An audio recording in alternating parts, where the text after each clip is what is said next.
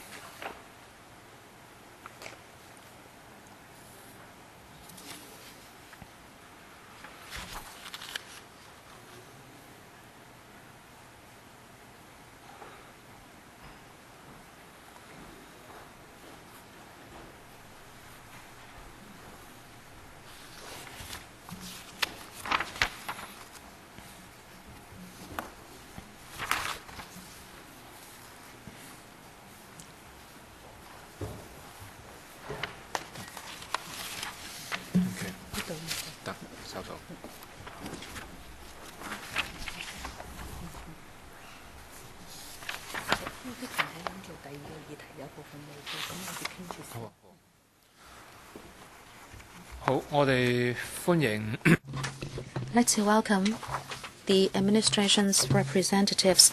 Members, we are following up on two issues today.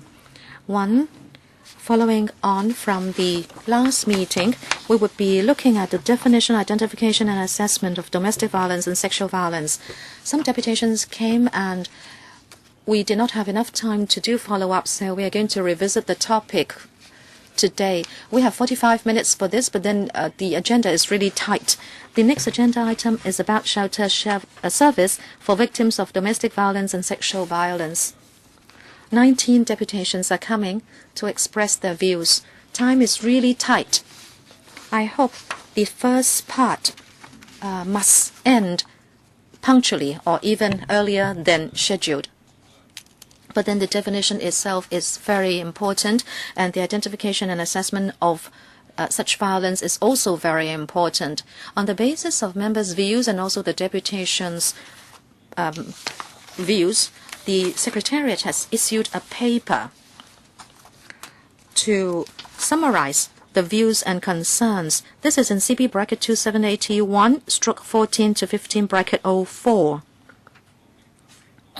This is a summary of views and concerns expressed on the definition, identification, and assessment by police, the SWD, and other NGOs, and also support for sexual minorities, and also training for different sectors, publicity and education, as well as statistics on domestic violence and sexual violence. We have asked the administration these matters, and I have also written 2 letters to follow up on the last meeting and also to seek further information.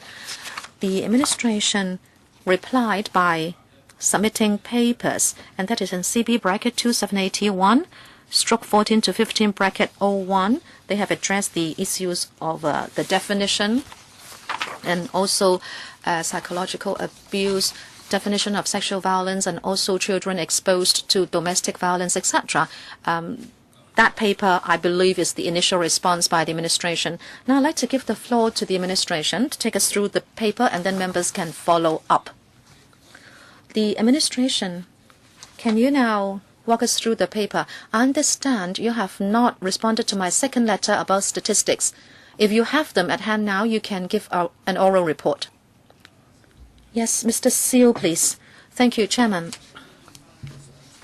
In response to the summary put together by the Secretariat and also the 2 letters from the Chairman, we have written this paper in response. We'd like to emphasize that with regard to the definitions of domestic violence and sexual violence, as I said last time, at the SWD, the Education Bureau, and also DOJ, Housing Department, the Police, D.O.H., and also NGO, we have come up with the definitions together. and these are in the procedural guide for handling intimate partner violence cases, the procedural guide for handling child abuse cases, and the procedural guidelines for handling adult sexual violence cases. The definitions are in these guides, and the definitions have been agreed to and accepted by the professional bodies and government departments so that we can have a coordinated approach to these matters. As we said, under the chairmanship of the Director of Social Welfare, we have set up the working group on combating violence and the Committee on Child Abuse. Different departments are represented at these committees and working groups. If there are views that have not been replied to, and also if in future discussions other views may come up, we would be very happy to take those back to the working group for discussion. And if necessary, these guides would have to be updated. I'd like to thank, therefore, members and deputations for their valuable views. Last time, we also had questions on the domestic violence database. I'd like to emphasize that in that database, as we said in para 12, the SWD operates two central information systems, one on battered spouse cases, the other one on child abuse. And it's not just the police, but the SWD, the hospital authority, NGOs, and other agencies have input their information into such central information systems of the SWD. Last time you questioned whether the police would call certain cases domestic incidents. For the SWD, whether or not the police have referred cases to the SWD, well, once these cases come in, the SWD would certainly deal with them. Even if they are minor cases, as long as they come to our attention at the SWD can have early intervention and prevention. This will be instrumental in minimizing domestic violence cases. So we believe these categorization and information systems are very helpful. But of course, we will be listening to your views to improve them in future. Now, I don't think I should take up more time to go through the points in the paper, but we would be very happy to take questions. And I'd like to thank you again for your views. And I promise to take your views back to the working group and the SWD and other departments for serious consideration. The SWD, anything from you? If not, the police? Mr. Hemmings, would you like to supplement, especially on my concern? Just now, the Undersecretary said that the definitions are in the 3 procedural guides or guidelines, but do the police read them? These guides and guidelines are for the SWD and the NGOs, I believe, but do the police also base direction on these guidelines? And Mr. Sui talked about the 2 central information systems. When you report cases to them, how do you categorize the cases? Because I understand you have 3 different categories: domestic violence crime, domestic violence miscellaneous, and domestic incident. Do you only report the 2 categories on domestic violence and not domestic incidents? Or do you also report domestic incidents? How do you do the categorization and reporting? Can the police please explain?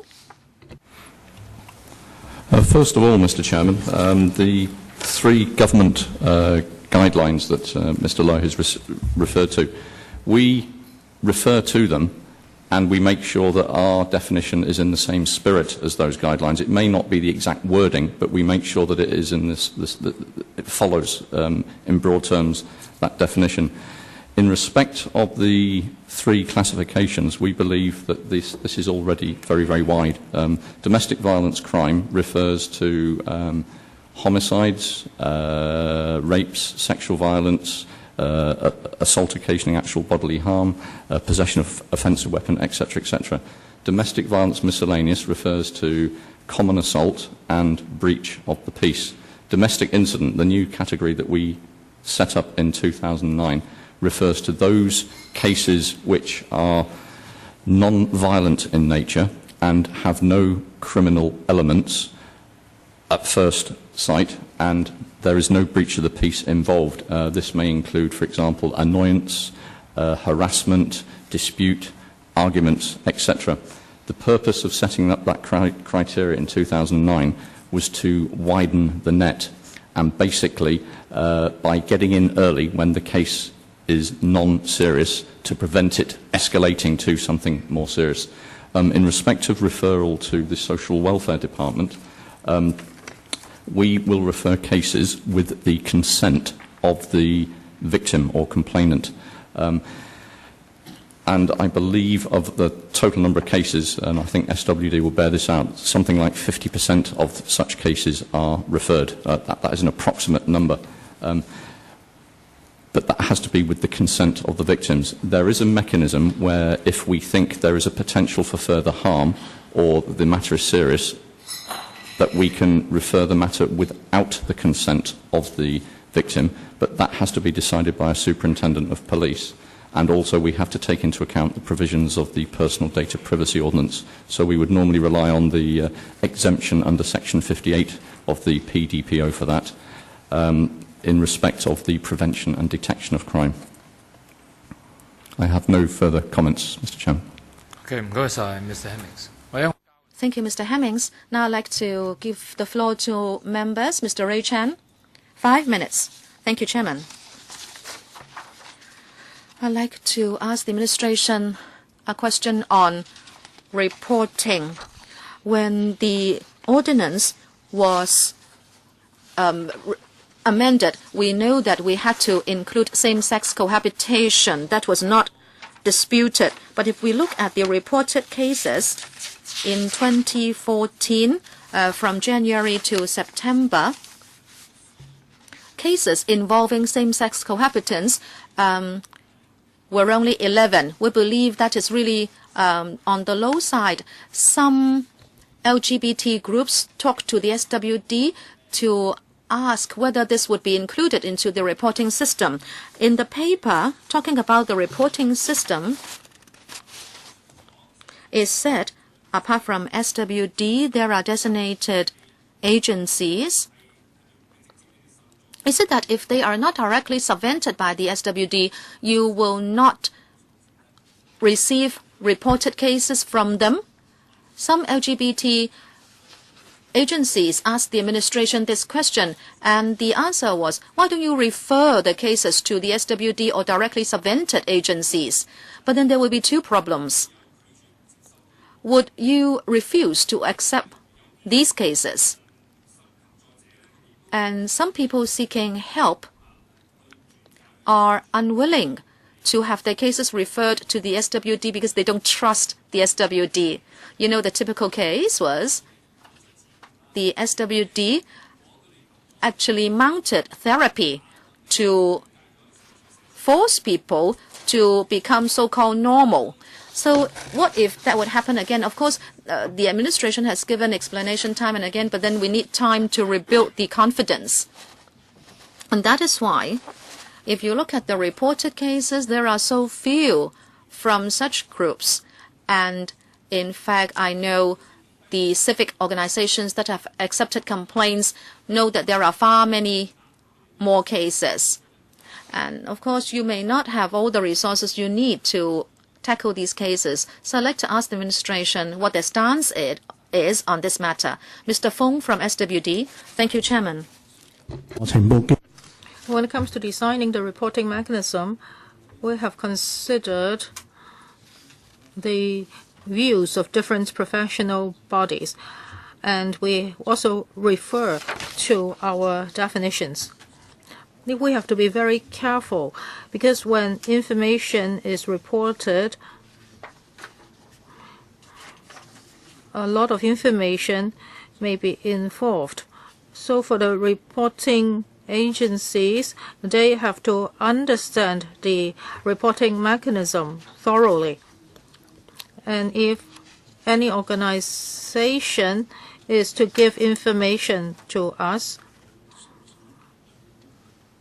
we think it will be very confusing when it comes to figures.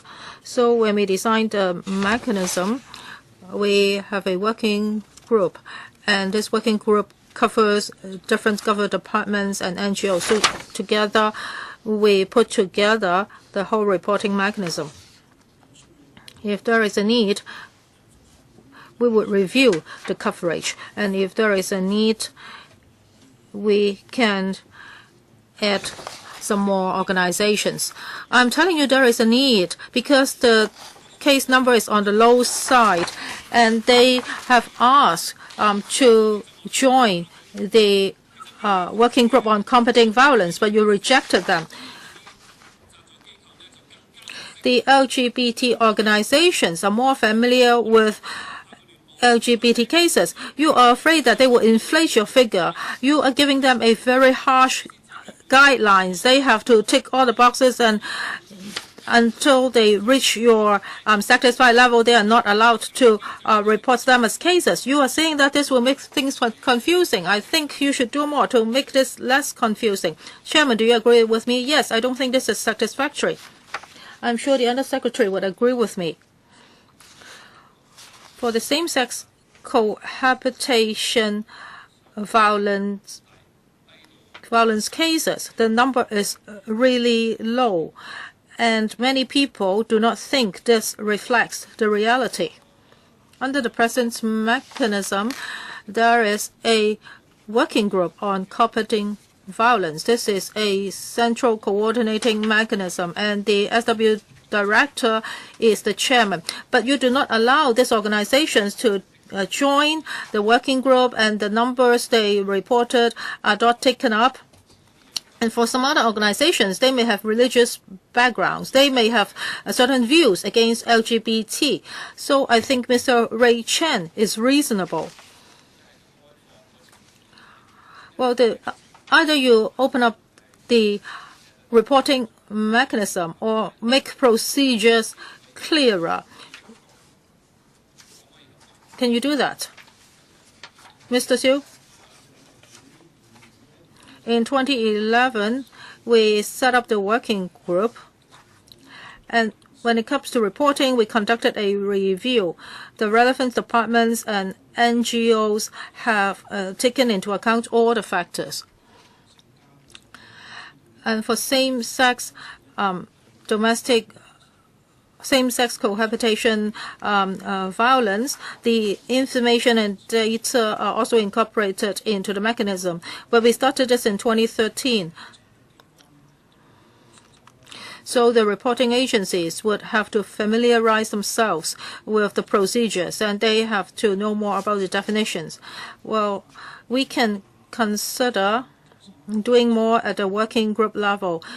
We would relay Mr. Ray Chen's views to the working group, and we will try to optimize the reporting mechanism.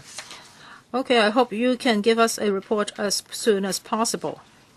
I hope that the working group can at least have some representatives of LGBT organizations. Otherwise, you do not know their views directly. And this is very important. Well, we have had discussions and we've had views of deputations. In the LGBT sector, domestic violence may be rampant. If you ignore this, the consequence may be serious. Yes, at the last meeting and at this meeting, we've heard a lot of views of the LGBT sector. We hope that we can enhance our communications. No matter whether it's the working group on combating violence or the reporting mechanism, we hope that we can really sit down and talk to the LGBT organizations. We hope that we can make improvements and enhance our communications. Yes, Yes, if you force Mr. Siu, he will say that he will hold other meetings with us, but I don't think this is a long-term solution. Okay, I hope that we can meet each other once more so that we can come up with solutions. Ms. Chen Yunhan, Chairman. When I got here, I heard Mr. Ray Chan. I found it quite strange. I have left LegCo for 4 years, and when I come back, it seems it's pretty strange. Now, for people who really want to join the working group, why do you turn them away? I don't think this is an ideal or satisfactory attitude. Now, the LGBT groups are very concerned, so definitely you should subsume them. You know that we have been following up on this for a long time. Well, there are different views and different concerns. The government should be broader-minded. They would really be helpful. So it's not about another meeting. We want the working group to include these LGBT representatives. I want them to make some changes to the system. Mr. Siu, can you explain more? Yes, I would like to thank Ms. Chen for her remarks. That's why I supplemented just now. It's not about another meeting. I think this is worthwhile. It's not only about LGBT organizations. There are some other organizations that are also very concerned, so communication is very important. But we all understand that, well, if the working group is to include all stakeholders, it is impossible. There are other ways of communications. We can form some focus groups on specific issues, and we can sit down and talk about practical guidelines, etc. I think this is positive, and we are being proactive. This is our attitude. I hope that views of the people in need can really be reflected. I do not accept that. Well, what you said just now is you are very open-minded, but actually you are not like that. Now, for this working group, if there are different task forces, understand it. Yes, a little people may be covered. Why do I insist on this? Now, we have put forward these issues, and they have to be resolved by the government. The government has to be positive. Well, these LGBT organizations are there to help you. I'm not saying that I do not believe in the government, but different people have different views. There are people with religious backgrounds. They may have very different views. There can be a lot of arguments. So if these groups are willing to join you, I hope, Under Secretary, you can be more open-minded. You used to have a very good image. Why can't you make it clearer? Why can't you just include these groups? You can't tell us that if there are too many members, it's very difficult to discuss. No, that would not be the case. I remember when we first promoted the development of IT, you have invited a lot of people to join your groups. Well, it was about 10 years ago. You were very open-minded at that time.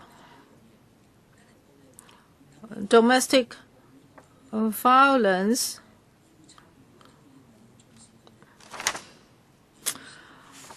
can happen anywhere, in any kind of families. So I do not accept what the Undersecretary said just now. Mr. Xu? Yes, I understand Ms. Chen's views. Well, the working group is chaired by the Director of Social Welfare, so I'll go back and talk to him and see what can be done. But I want to stress on a point. We really want to enhance communications.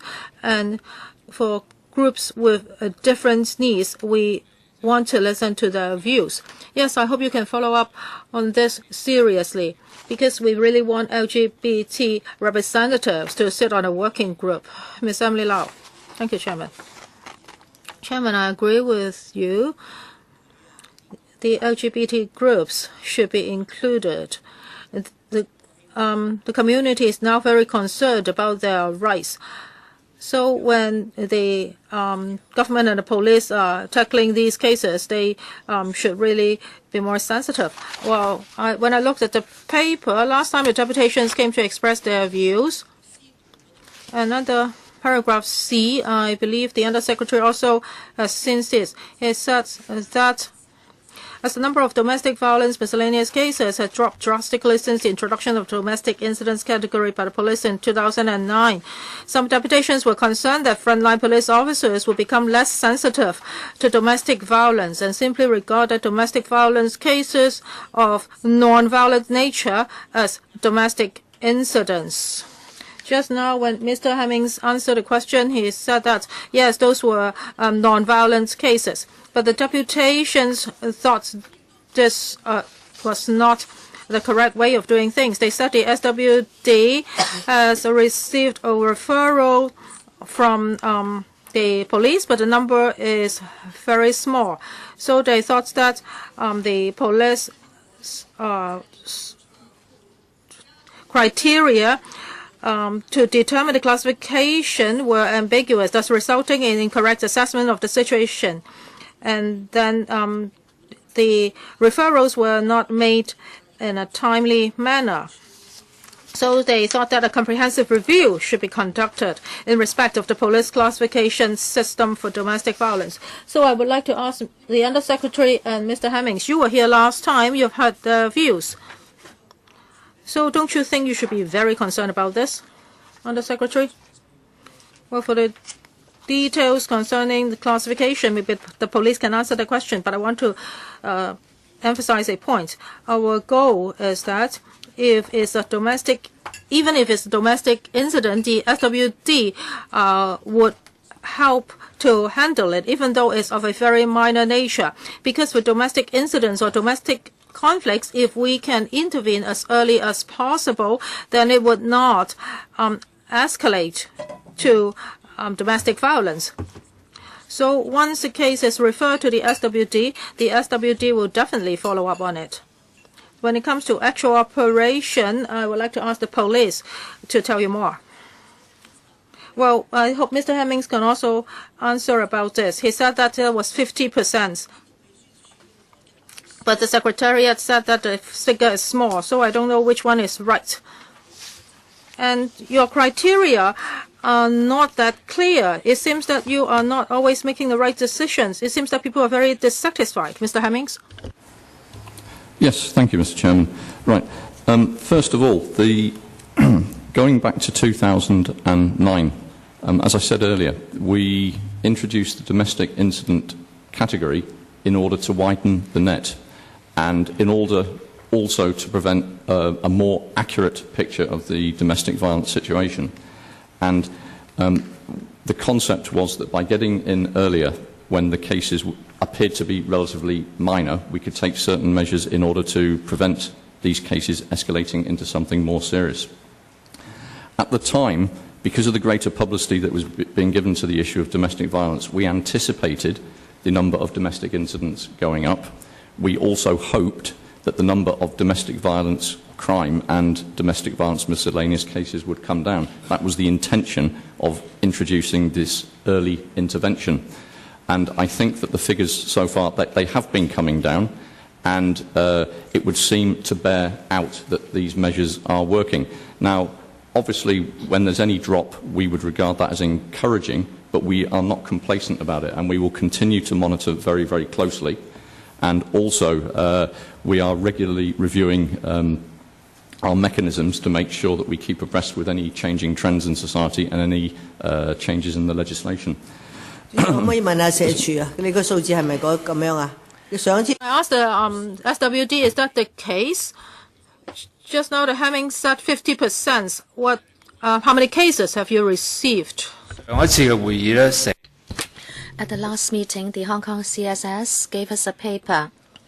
Ms. Emily Lau, the figures showed that under the SWD reporting mechanism, police referrals in 2008 numbered 4,831. In 2012, it dropped to 791. 2013, 1,341. Compared to 2008, when the new three-tier system, or before the three-tier system was invented, it was 4,800 something. But in these few years, only 1,000 odd cases every year. Can we have some explanation? SWD or Mr. Hemmings? Mr. Fong? We have looked at cases referred by the police to the SWD. Looking at 2013, the overall figure, there were 14,443 cases of family disputes, and those referred were 7,474, and then 2013 referrals 7,326. But I don't have the total of family dispute cases with me. So if I could look at the past few years, police referrals have remained stable. They were 7,400 odd, and 2011, 7,450, and then 7,600, and then 7,474, and then 7,326 in the ensuing years. After receiving referrals, we would follow up on cases.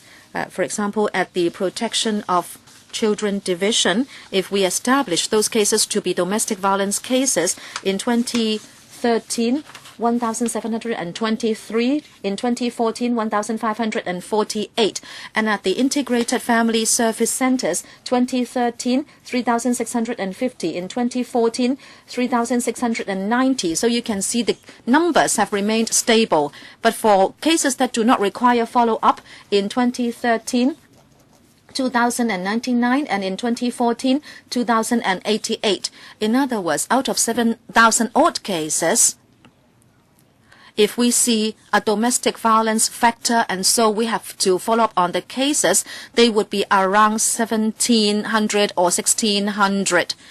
But we still have other cases requiring welfare services, and they are followed up by the Integrated Family Service Centers, and they would number about 3,600. No, I think this is quite confusing. No, but the figures are really always quite stable. They would always be 2,000 to 3,000. But no, we need to have three sets of figures. One, the number of reported cases, and the police would refer only or report only 1,000 cases. And then we have the police figures for the three categories or tiers. Under domestic violence, we have crime and miscellaneous, and both would amount to 2,000 cases. In other words, for cases defined to be domestic violence, those figures just don't tally with the reported case numbers. And also, there is a police figure about referrals to SWD. They would be about 7,000. Right, those are the referral figures, not reported figures. Just now, Mr. Hemmings said that when the police sees the need, they would refer cases to the SWD for follow-up. That is why there are reported cases and referral cases. Maybe, Mr. Hemmings, you mentioned that with referrals, they have to first seek the consent of the victims or complainants, unless in very extraordinary cases, and they would consider using the exemption under the PDPO. Well, from a social welfare or social service point of view, if there is domestic violence or domestic incidents, normally speaking, they should all be referred. Unless you are confident that the matter can be resolved. Otherwise, it should be followed up by SWD or other service agencies. That is why, Chairman, we are asking them to review the entire system to see whether it can be improved. Would the police do that? Because this has happened since 2009. Can you review the situation to do a better job? Would the police review your present approach?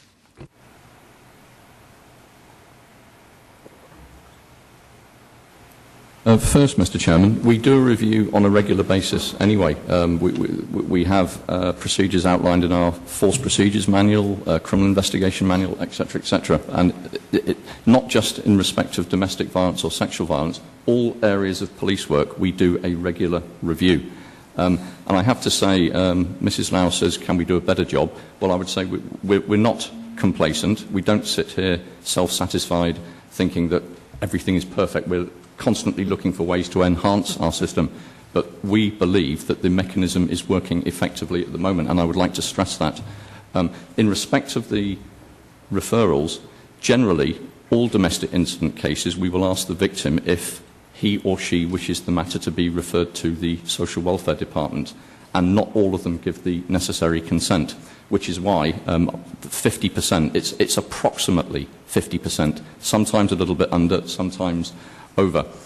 And there may be a variety of reasons why the victim does not wish to be the matter to be referred to Social Welfare Department. And I believe this is not just unique to Hong Kong, it's common in other parts of the world as well. For example, the victim may be fearful that the children will be taken away, or maybe if further action is taken against the breadwinner of the family, that there will be no other income. This is not unique to Hong Kong. But so far, we give the opportunity for the matter to be referred to Social Welfare Department, but that largely relies on the consent of the victim because of the Personal Data Privacy Ordinance.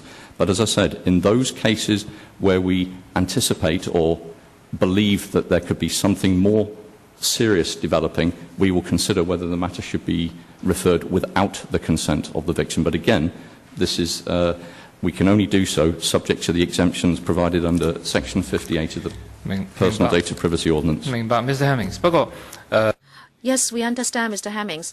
Sorry, I will take up one more minute because I'd like you to explain why the domestic violence cases, which number about 2,000 in recent years, why is that different from the reported case numbers? When you report cases to the SWD, it seems the figure is lower than the DV cases defined and handled by you on an annual basis. Why is there a difference?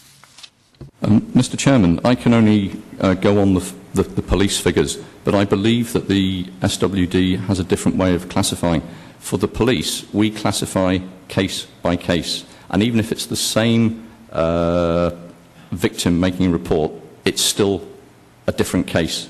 I believe that Social Welfare Department classify it by, if it's one victim, then it just remains one case, no matter how many incidents. But perhaps you could ask Social Welfare Department to clarify that. 好啊，馮助理處 Mr. Fong, AD, can you explain? I think there are two possibilities. Number one, as Mr. Hemmings said, yes, he is correct. The police would enumerate every case, but we go by the person. If over a period of time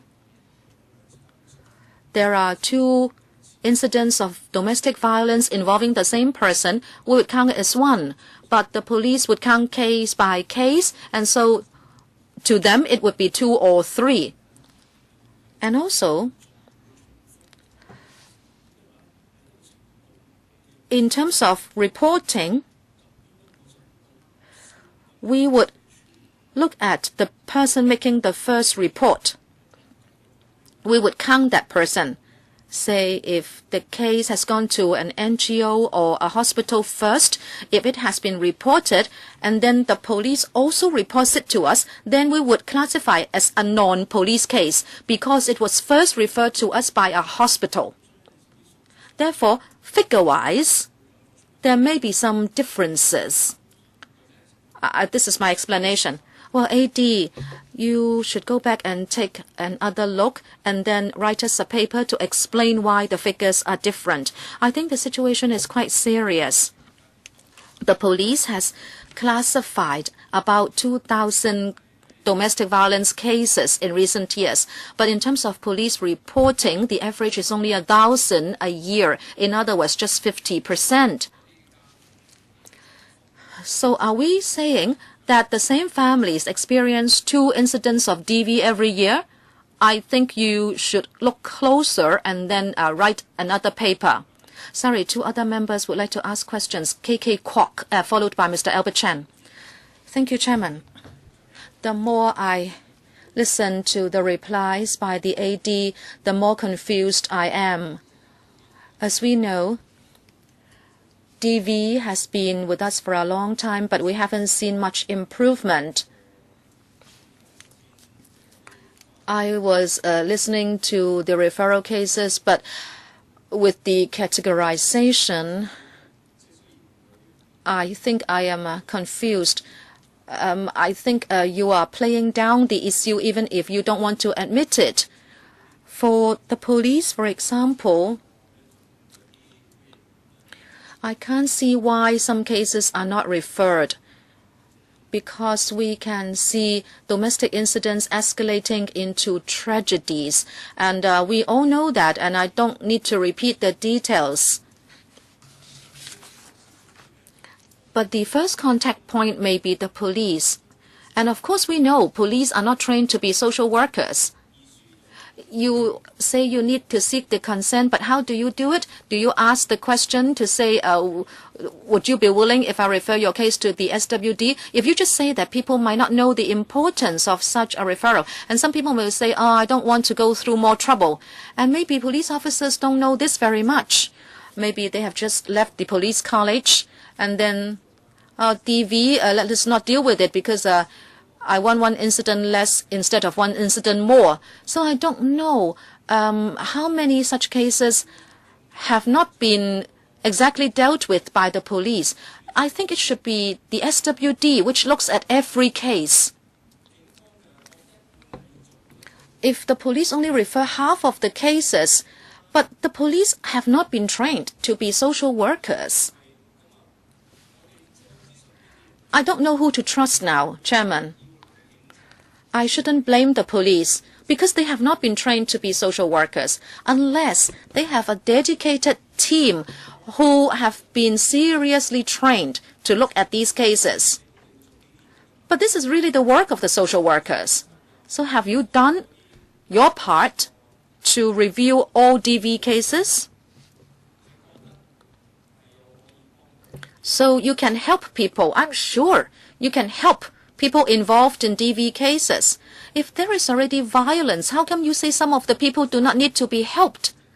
We are losing half of the cases. If I may refer to the second paragraph of the paper, I don't think they have answered us. They list the organizations and then they say if there is a need to change things in the future, we'll let you know.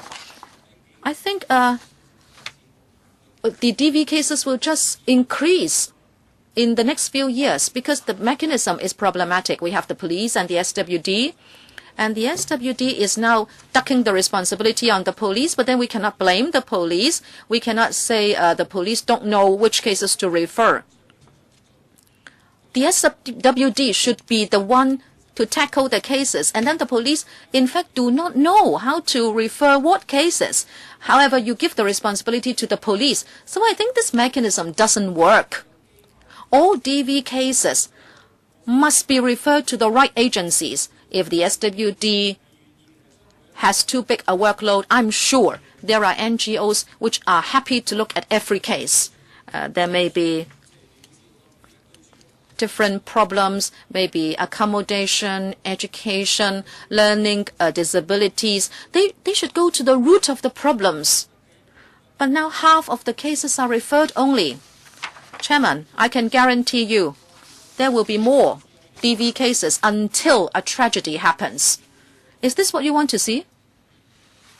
AD? So with the slogan of zero tolerance, now you need to obtain the consent of victims for referral. I don't think this is ideal. Well, maybe the SWD and the police can supplement. Now, for referring cases to the SWD, there are different channels: the police, hospitals, NGOs, and other places. Or cases can be taken by the SW directly. And when it comes to categorization, there is now a new category of domestic violence, domestic incidents. So now more cases are covered. Now, it may just be an incident, and then the family members cool down, and then a resolution is found. So among the 10,000 odd cases, I believe the police has been following the relevant guidelines, and they also have their own operational details, and they have worked with the SWD and other organizations to come up with such guidelines. The police and the SWD are also providing trainings to their officers so that they will be more alert when they handle these cases. And when cases are handled, referred to SWD, the SWD would contact each and every case victims, and if there is DV, they will follow up with the relevant measures. Of course, there are some minor incidents, and the victims themselves, after cooling down, they do not think there is a need for follow-up. And the SWD would also look into such cases, and if they find that is really the case, then they will decide not to follow up. As to whether improvement should be made, of course, we would like to listen to your views. Chairman, I would like to follow up. I don't think he has answered my question. Yes, it made it sound so ideal. Now, there are some cases with the police. We are not putting the blame on the police because the police do not have the ability to handle these cases. How many police officers are trained as social workers? This is not the actual situation. So if now the police are asked to make a judgment to decide as to whether cases should be referred to the SWD. I think professional social workers should do this job. This is not the responsibility of the police. The police are to handle criminal cases. They are not tasked to handle domestic violence or domestic incidents. So I think there's a great loophole here. Maybe the police can answer this question. We have very limited time, and for our next item, there are a lot of deputations here because the shelters are very full. I'd just like to clarify a few points. First of all, the member mentioned about officers just passing out of the training college might not know what to do. It is part of our procedures that a police sergeant is deployed to every single domestic incident, domestic violence miscellaneous and domestic violence crime to supervise the officers and the inquirers at the scene, and that has been in place for a considerable time. Also, whilst I acknowledge we may not have the same expertise as the Social Welfare Department case officers, we do a lot of training both at the foundation level, the CID investigation courses, development training, promotion courses, etc. on domestic violence and the various aspects of it. I want to clarify again, we give the opportunity to the victims for the matter to be referred to the Social Welfare Department, and we will explain the issues in general. But at the end of the day, if the victim does not wish to avail him or herself of that opportunity, we cannot force it. We have to rely on their consent. But obviously, we will explain to them what is available if they go to the Social Welfare Department. As I said before, if the cases are particularly serious in nature, or we believe there is a potential to develop into something more serious, then we will consider referring the matter without consent. But again, we have to avail ourselves of the exemption under the PDPO, and only a superintendent can decide upon that, or his delegate if he is not there. I think we are really running out of time. We will have to follow up on this later. Mr. Albert Ho, I'll try to be as succinct as possible. Well, for the SWD and the police, of course, they have different duties. And for the frontline officers, even though they are very senior, their trainings are different. According to my experience, well, the police would mainly look at the cases and try to find out whether there is any criminal offense. I think there are tools for you to tell what the cases are. So you have to classify the cases first, and then you would handle accordingly. At the course, I remember seeing this. I think for the police officers overseas, they have a very clear guideline. So I want to ask the police, do you have such a guideline? That is, when you come to assess whether this is a domestic violence case, do you have a very clear guideline? If so, I hope to see that guideline. And also, referral is very important. The police said that they may not have the power to refer the case. If that is the case, I think the legislation has to be amended because this is important for protecting victims and children. So even though for some cases the victims may not want to go to the courts, but I think sometimes you really have to refer such cases to the courts because the judge may rule so that the abusers will be subject to certain sanctions. Now, even though you don't want to sue a person or you don't want to sue the abusers, if you think it is a problematic case, I think something must be done. So I think legislation should be changed. And also, for the SWD, the police will refer cases to you. So after, but when you see some cases yourselves, you may know there are criminal elements involved. So how many of these cases will be referred to the police? So can the police answer this question first? Do you have a list or a guideline? And do you think the legislation should be amended? And then the SWD would answer the other questions later. Mr. Hemmings? First of all, yes, we do have a guideline. When officers go to the scene, not only is there a sergeant there, but we have a checklist and what we call our emergency referral questionnaire, which is a list of factors for the officers to consider whether the matter should be referred to SWD. Also, we have our enhanced central domestic violence database, where the officers are able to cause a check to be made to see whether there is any previous history of domestic incidents or domestic violence involving this particular family. Also, other issues, whether there's missing persons or there's suicidal tendencies, etc. So all of this information helps them to make an informed decision as regards how to proceed with the case and whether the case should be referred to Social Welfare Department. 個清單可唔可以公開同埋？ Can you give us the checklist, or do you think there should be amendment to the legislation? Now, because now you need the consent of the victim before the referral. As regards amendments to the legislation, sir, I am neutral on that. Basically, the police enforce the law. We don't make the law. So I think that's really up to the society and the legislators to decide whether the law should be amended. 清單可唔可以公開？ How about the checklist? We will consider your request, sir. 我加多句，主席，我覺得由沙子。 Well, now the sergeant is to decide on the categorization. Would it be too junior a rank? No, I don't think a sergeant is too junior a rank. Sergeants are basically promoted because of their experience, their general police knowledge and their leadership abilities. So, no, I think the sergeant is exactly the right rank. Okay, 我哋俾社署答嗰個。 SWD. How about referral? Yes, we also have a checklist.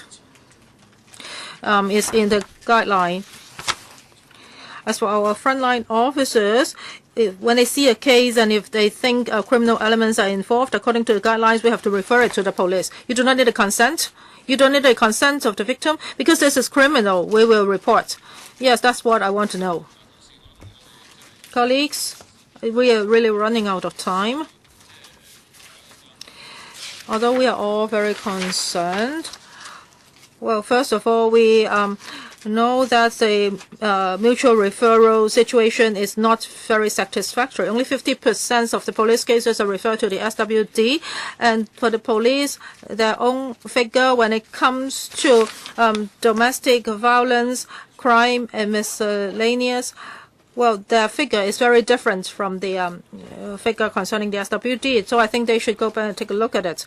And now they say that a sergeant would be on the scene. Now, first of all, a frontline officer will have to go to the scene. He has to make a judgment. If he thinks this is very likely to be a domestic violence case, then he would call the sergeant and the sergeant would come. At the last meeting, we heard a case, and everybody would think that is a DV case.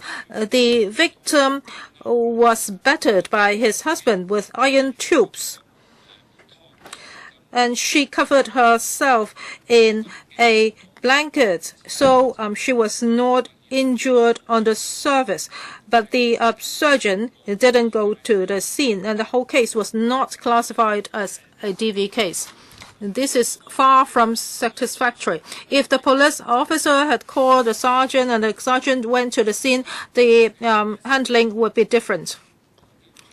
But there may be problems with the frontline officers. I hope the office of the police would really look into these cases. And also for the undersecretary, I think you should really think about it. Now, colleagues have been talking to you. They hope that the whole reporting mechanism, the definition, and the follow-up mechanism should be reviewed. I think you definitely should go back and talk to the working group and to follow up on the representativeness of the sexual minorities. Okay, let's wrap up the discussion of this item, and then we'll move on to the next item, shelter service for victims of domestic violence and sexual violence. The government has provided us with a paper, and 19 interpretations are here. 19 interpretations were here, and they have also given us written submissions. Most of the submissions are tabled. In order to save time, let us invite the deputations to speak first, and then the government would answer in one go. Our meeting will end at 4:30, so we still have 1.5 hours. So deputations, I'm sorry because there are many people, so I can only give each of you 3 minutes. Otherwise, there will be no time for reply. First of all, the Hong Kong Council of Social Service, Mr. Tang Chonghua. Thank you, Chairman. I would like to thank the LegCo for organizing this hearing. Well, we have prepared a submission, and there are 3 major points. I would like to make it simple. Well, with regard to the government's paper, actually, I'm very interested in it. I want to ask questions. Now, many of the centers are full. In 2009, it's 81%, and in 2013, it's 103%. So if there are 50 beds, there may be 52 residents. So where are the mixture surplus people going to sleep? And for some centers, its occupation rate is 129%, and there are only 50 beds with more people there. So they are really very full. And also for our submission, we have provided you with more information. As for the domestic violence victims, it seems that it's very difficult to find them housing. If they are not to live with their relatives, you know the rent is very high, and the CSSA rate is too stable, so it's very difficult for them to rent a flat. And some residents would have to stay in the shelters for a very long time. In 2009, most of them stayed in the shelters for 3 months, and in 2014, over 30% of them have to stay in the shelters for over 3 months. I'm sure later on the shelters will be, or the refuge centers will be giving us more data. As for the government's paper, is issued on the 6th of February. And in paragraph 12, you mentioned several points. And you say that there are 5 refuge centers and 260 places are provided. They say that in certain shelters there is room for providing more service. I'd like to ask whether it is within the 260 places or outside the 260 places. Would the shelters then be operating outside the service agreements? And when you say there are other facilities, are they subvented? And then line 4, are they covered by FSA? And then on the 5th line, you say you will take flexible ways to tackle overcrowdedness. But if it is at 103%, it means it is already overcrowded. Sorry, I need to carry on. You say there will be a series of measures in order to enhance the support services at shelters. You talk about 3 things. 1, expansion.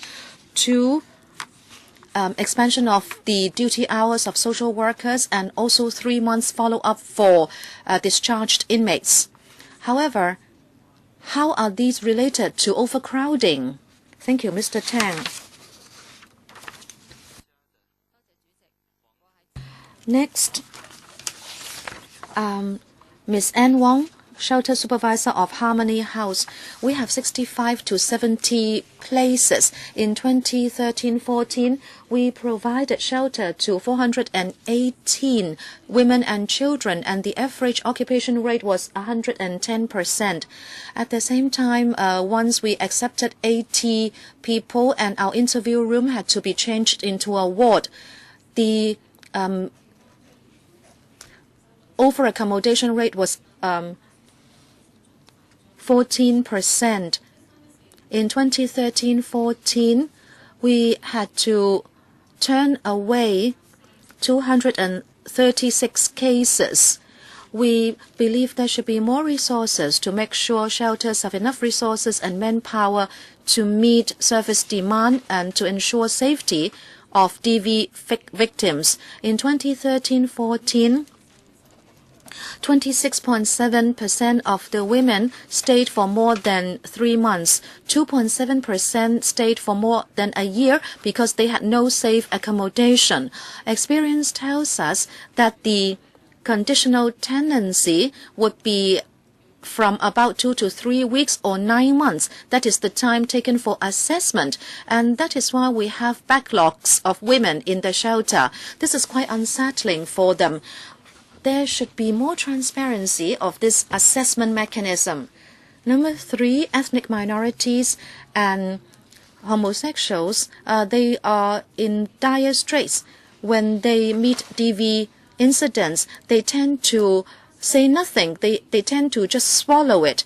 And of course, society doesn't exactly accept homosexuality. They do not seek help from mainstream organizations.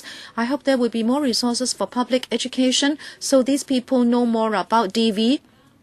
And the administration should promote services at NGOs and training of their staff, so there should be ethnic and sexual minority friendly services.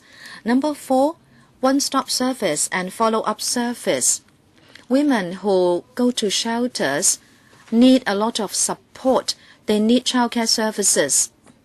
Under the present mode of service delivery, we have to refer these women to outside the shelter for services. And they do not have a sense of security, and their needs are always urgent and sudden. They would actually want the shelters to provide them with timely support and childcare service. There is now follow-up care of 3 months after discharge, but we think this is not enough because the women still have to face divorce, child custody and other matters, and they need a lot of support. support. Women don't want to repeat their experience. They would hope the same shelter can give them follow-up service. We propose there should be more resources for shelters to provide one-stop service, follow-up service, and childcare service. And the follow-up service after discharge should be for 1 year.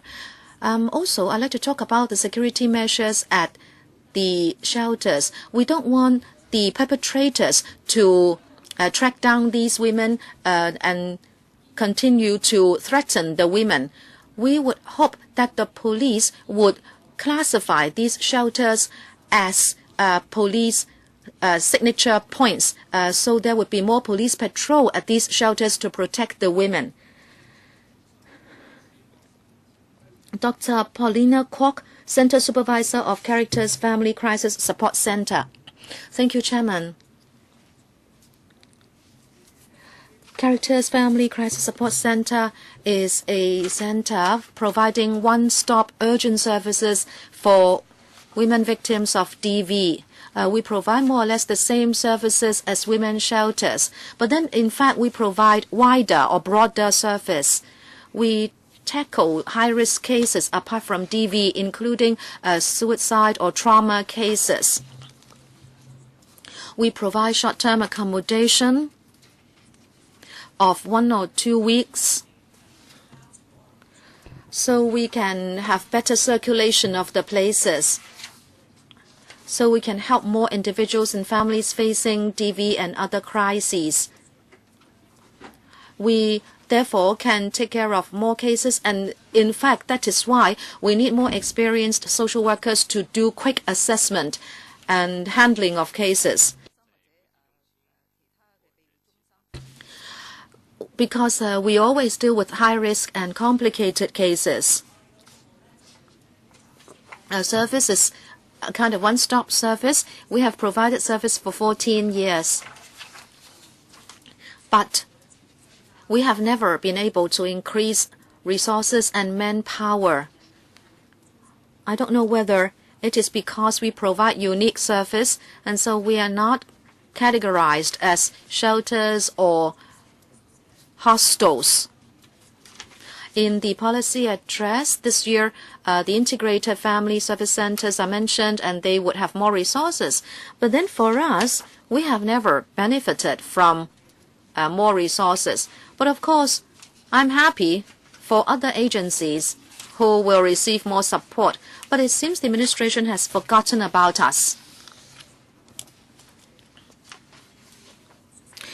In fact, we also provide hostels to DV victims and children. We also accept applicants from male victims.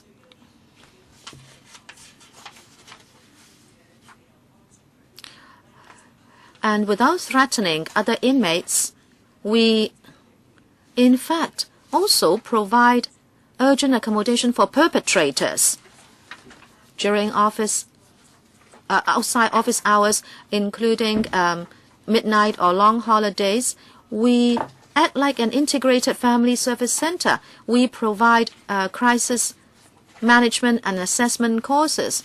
So we, in fact, provide a lot of services, but we have always faced a shortage of manpower and resources.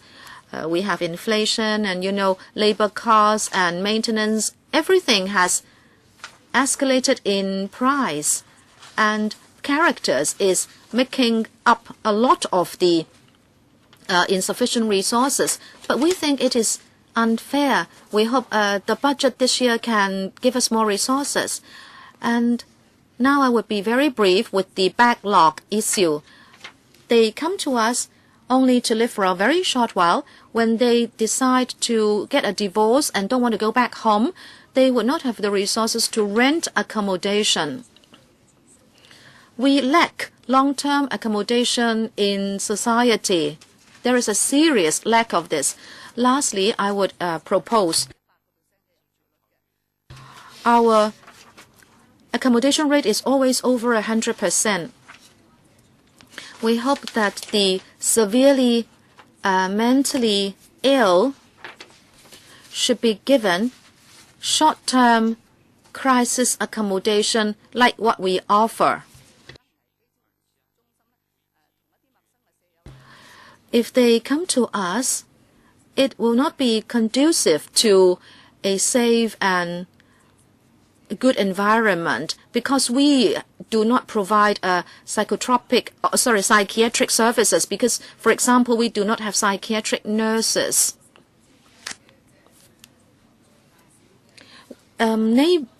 Next to us, we have space, which is about a quarter of a soccer field in size. We, in fact, should give back the land to the administration, but because of a lack of hostel space, we hope to expand our center so we can have a one-story cottage area for about 20 men, whether they be victims or perpetrators, so as to help resolve the problem. Thank you. Mr. Fu Wai-lok, Principal Consultant of the Against Elderly Abuse of Hong Kong. We serve the elderly.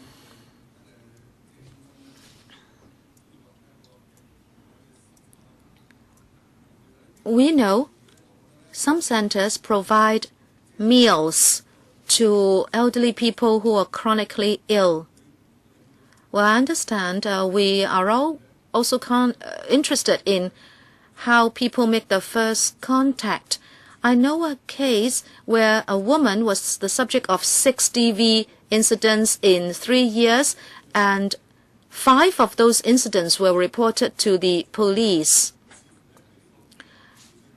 It seems we can't see how SWD frontline staff are professional enough to tackle the suffering and emotional disturbance of the victim. I hope SWD frontline social workers will be retrained to provide better support to victims. I have seen cases where your staff will just speak at length, which is nonsense in nature, and then you will not be able to give any concrete help. In that case, I mentioned there was no help given to the victim in all those 6 incidents. I hope the director can ask your staff to adopt a better mindset. As you know, DV can happen to people of different age groups. Elderly people need to be helped with their daily lives. Now, even if it is a prison, people would be able to ask for ethnic meals.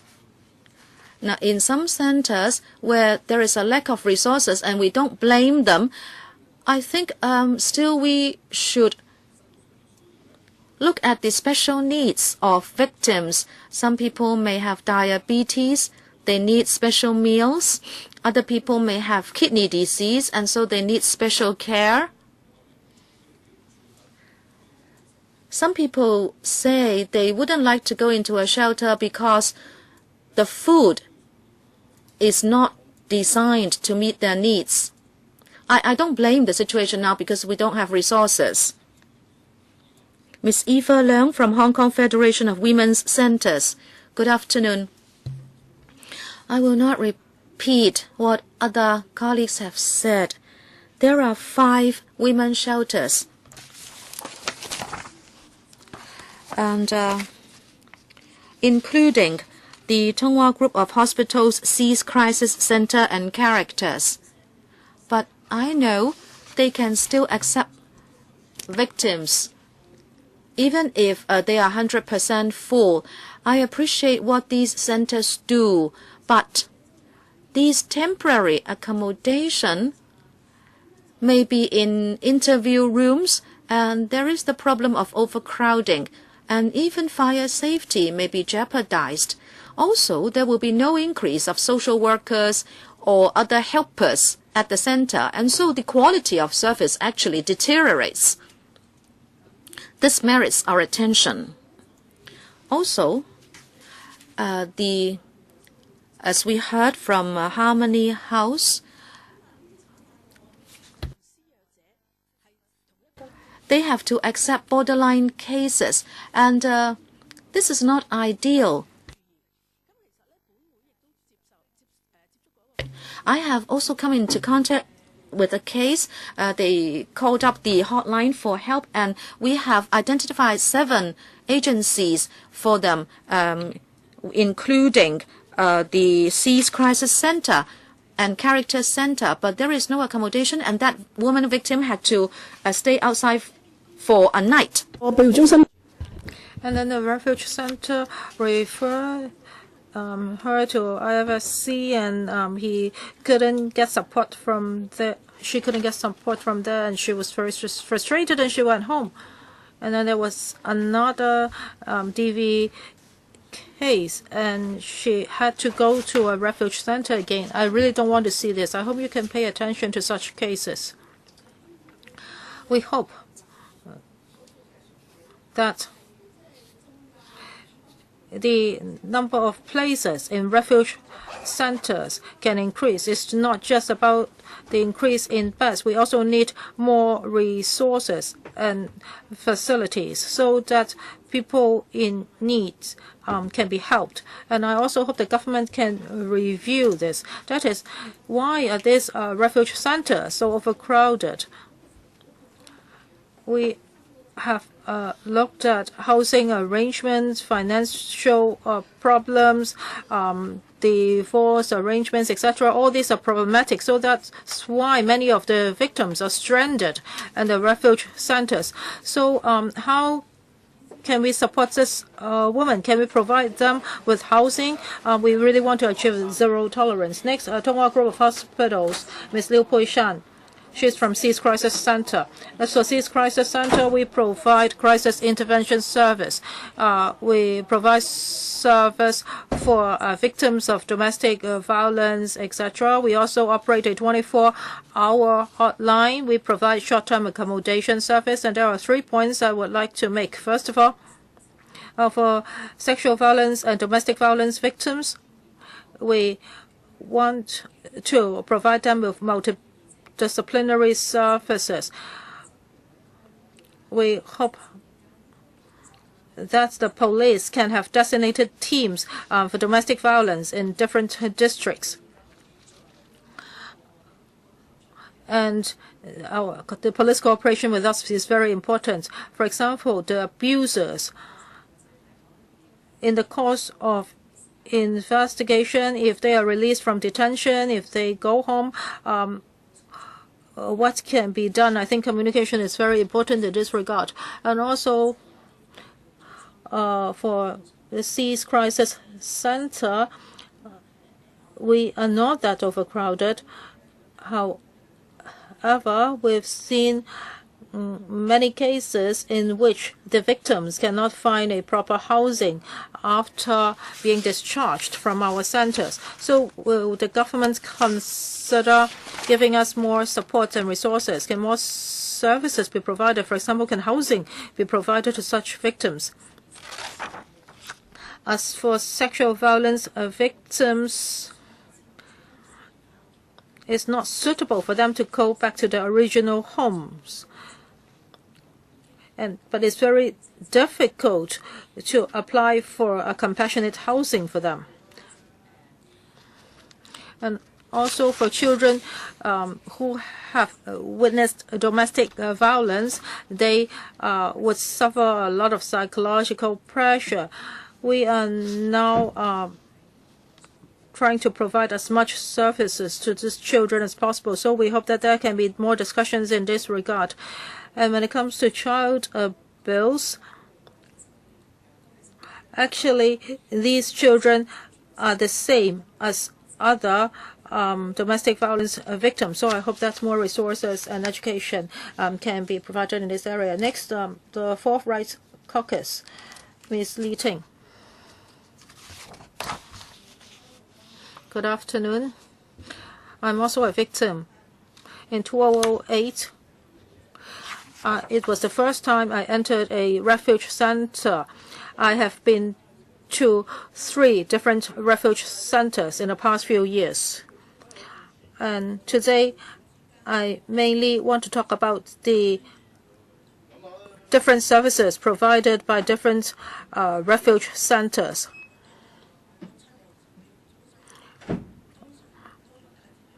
I have 2 young boys. The bigger one is 6-year-old, the smaller one is 4-year-old. When I went to a refuge center for the second time, it was a really good shelter. It was very caring.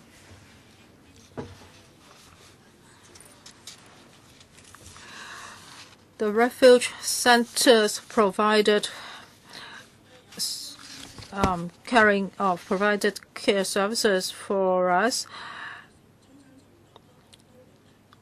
and even though center couldn't help me, they would ask volunteers to help me. However, for the past year, I have been housed in this refuge center, and no help of such kind was offered. I don't want to leave my 2. Well, the last domestic violence happened at my home because I didn't want to leave my kids at home, so I didn't call the police. But eventually, I had to call the ambulance. I had to ask the social worker to help me. But the social worker said that if you want to call an ambulance, you have to take your 2 kids with you. I was very disappointed. I was emotionally unstable. I was helpless. And I was holding this painkiller in my hand. I was on CSSA. I could only go to public hospital. I had to queue up for 7 hours. So I had this bottle of painkiller with me. I took 3 pills.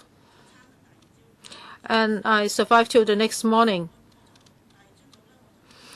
The next morning, I talked to the social worker. I asked her how come other refuge centers could provide child care service to me. How come your refuge center don't do this?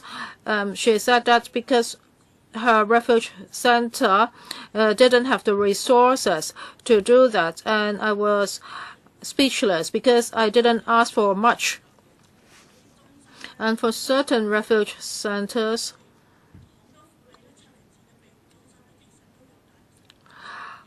well, because for us who leave our home, we always take with us children, and our children are of different ages. Some refuge centers would provide tutorial services to our children. However, for other refuge centers, well, they would say that they provide tutorial lessons.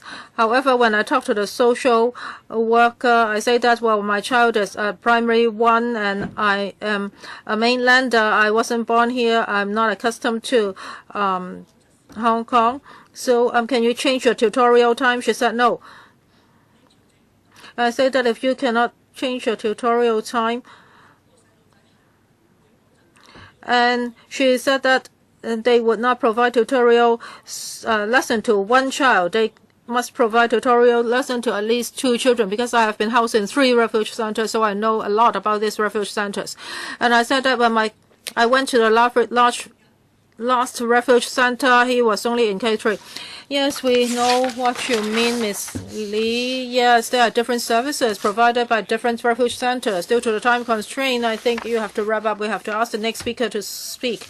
Thank you. Next, Rainbow of Hong Kong, Mr. Tommy Chan. Good afternoon. Well, for the social SWD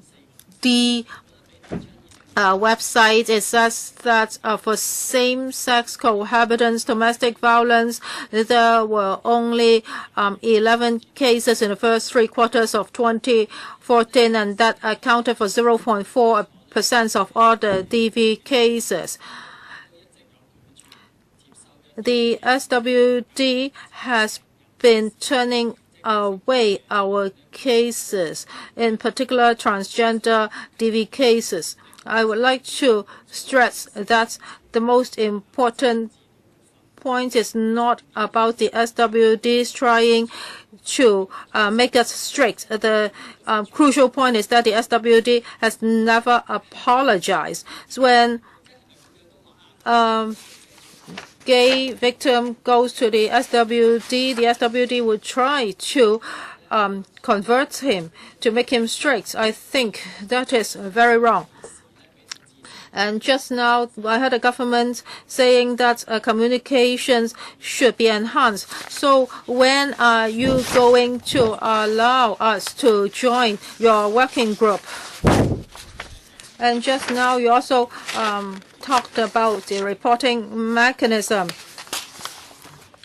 You say that our figures are not incorporated because you say that it will make the figures very confusing. I think you are humiliating us.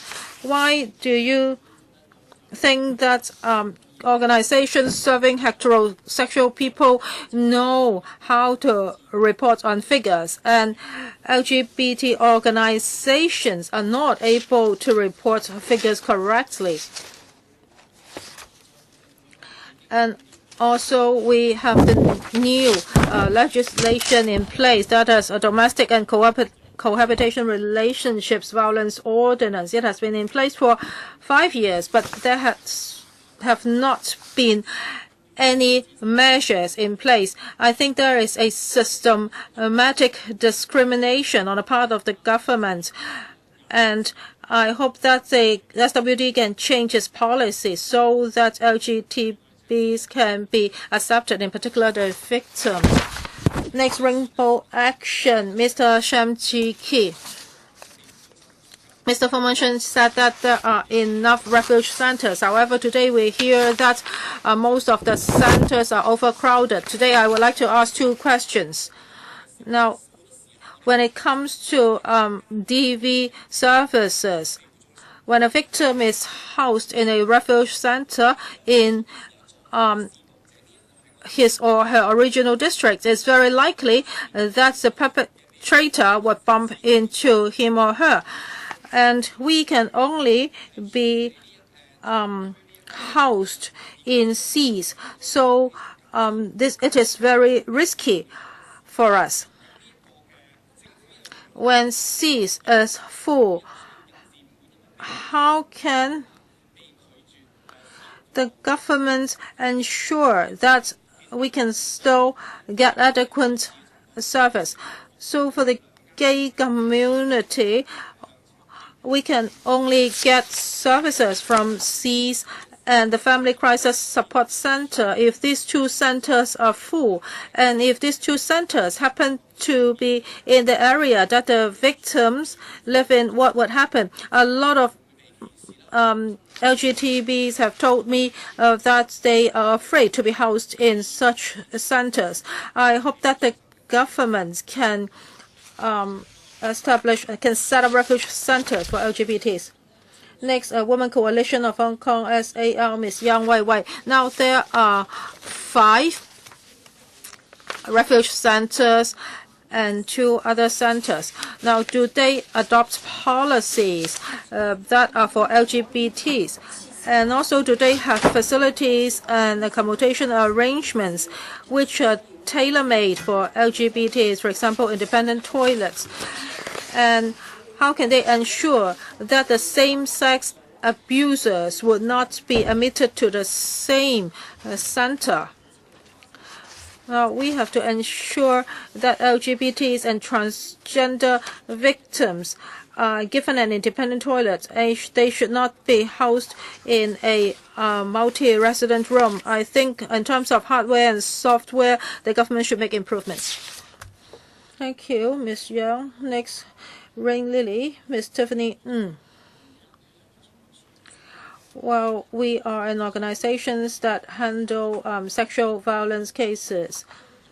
Not all the sexual violence victims need to be housed in refuge centers. However, many of the victims need temporary shelter. For some sexual violence cases, the perpetrators are not family members of the victims. So these victims cannot be housed in refuge centers for women that suffer from domestic violence. So if they need to be sheltered temporarily, they can only choose CESE or Family Crisis Support Center. But we've heard that these two centers are very full. Sometimes they really cannot help. Our victims cannot be housed in such centers. I have seen some cases, and the victims told us that they have asked for the help of community centers. Social workers then help them find accommodation but have failed to do so. And it is said that maybe they should go to fast food shops that operate round the clock, and they are forced to stay there. And some social workers may say, I tried to look for a place for you for street sleepers. Now, I think this is not possible. A woman victim of domestic or sexual violence is left in a fast food shop for the night. This is far from ideal.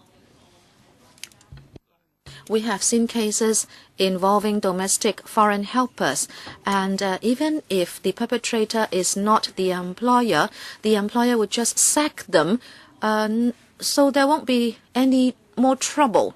However, in Hong Kong, they have no ability to rent accommodation. However, they have to leave the employer's home, and so they face this serious shortage of accommodation problem. And at least these victims wait a year between reporting the case to the police to attending court, and one case waited 20 months. So where do we expect these victims to go? And sometimes they rely on non-official service from churches. However, what about mainstream services? Have we thought about these FDH who suffer from sexual violence? What about their financial need? Because they would have zero income and they are not eligible for any mainstream subsidy in Hong Kong. And also, the need for housing may be on a long-term basis. However, they are just kept waiting, and long-term hostels are always full to capacity. I would ask the administration to tackle sexual violence victims, especially when the perpetrator is not a family member. Thank you. Ms. Judy Ng from the Labour Party. Thank you, Chairman. I have heard the figures of the police and the SWD figures. I think they are very confusing. Well, violence is violence. Why do you want to classify some incidents as family or domestic incident? I think domestic violence is more serious than other forms of violence because you are actually abusing your family members. I find it very confusing why you classify certain cases as domestic incident. Whoever is hitting whoever in a family, that will still be violence. So why is it that it seems domestic violence is not given the level it should be? We have heard thousands of cases. Well, maybe not all of them need assistance, including accommodation. But apart from CESE Crisis Center, you only have 260 places. And only CESE Crisis Center provides accommodation for male and also elderly people. The other 260 places are just for women. And we are lagging far behind demand. I contacted a case at CESE Crisis Center. The woman was there for a year. And then she was actually hit or beaten up by her roommate. And she had to go to hospital for a month. And that is why, and only in that situation was she given housing. But she was subject to means tests and access tests for a year. This is an actual case I met up with. What about other victims who are lining up for accommodation if somebody has to stay in a center for a year? What about penalties for perpetrators? The victims have to take her children away from home. What about the perpetrator? Are there penalties? If not, they will continue when the woman returns. I'd like the police to explain this. In what circumstance will you prosecute a case? What if the victim doesn't know that the case is already serious? That is why I was saying there should be more education. Or else there will always be victims of DV, and then social resources are spent on helping the victims. I think we need also to tackle the perpetrators, or else we'll just be accumulating more cases. Chinese people are introverted. I believe only very serious cases are made known. We must show more concern. Next, Ms. Yang Oishan from Christian Family Service Center. Good afternoon. I won't talk more about overcapacity at refuge centers. I believe this is making it very difficult for people who need this kind of help, because they have to call up each and every center and be refused many times before they can eventually get a place if they are lucky. I hope you will come to grips with the situation. Sometimes people have to seek help from their relatives because they cannot get a place in the first round, and afterwards they may get a place at the center. But if they never get to go to a center, they will not be able to get the necessary service. We all understand we have a housing problem in Hong Kong, and that is why the nature of service at a refuge center is becoming something else. We should only provide urgent service, but then the women who come to us are forced to stay because they have nowhere else to go. However, that affects other victims in the queue. Also, these women suffer from DV and divorce pains, and sometimes they have to continue to go to work. So they are really distressed. We see that they are under a lot of pressure. Just last year, there were 10 times when social workers had to accompany women who had suicidal inclinations or because of serious emotional problems to go to see a doctor. 10-20 years ago, when refuge centers were designed, they were meant for short-term accommodation, and SWAs were the designated rank to provide service. But it is a far cry now. And the pressure on us is much bigger today. There are also children who come to us because there was abuse or that they were exposed to DV. We don't want to have intergenerational violence affecting these children. So we also try our very best to provide service to children as well. But the lack of manpower means we cannot provide all the service we would like to. These are our proposals. To review the nature of service, the term of accommodation, and also services after discharge, so that our places can really be reserved for families with urgent need. Number 3, counseling service for women and children who come to us. By providing more social worker places and by enhancing the rank of social workers at the center. Next, Ms. Bonnie Leung from the Civic Party. Thank you. We're of the view that what the proposal is doing is just cosmetic. Starting from 2009, the police would classify cases as domestic violence crime, domestic violence, miscellaneous, and then domestic incidents. The first category has to do with homicide and other crimes, and then domestic incidents would be non-violence cases, including disputes. In a paper responding to questions at the LegCo, DV crime dropped from 2,300 to 1,800, and DV miscellaneous from 1,900 to 670, but the domestic incidents rising from 9,000 to 12,000. It seems serious DV cases have decreased. It seems the situation has improved.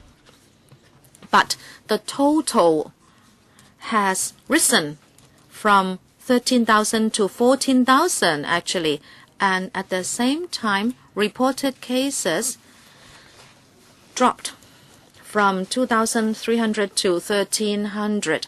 The Civic Party thinks that non-reported cases have not been properly followed up, and we are worried that all cases that do not involve blood, so to speak, are not investigated and are not reported to the SWD.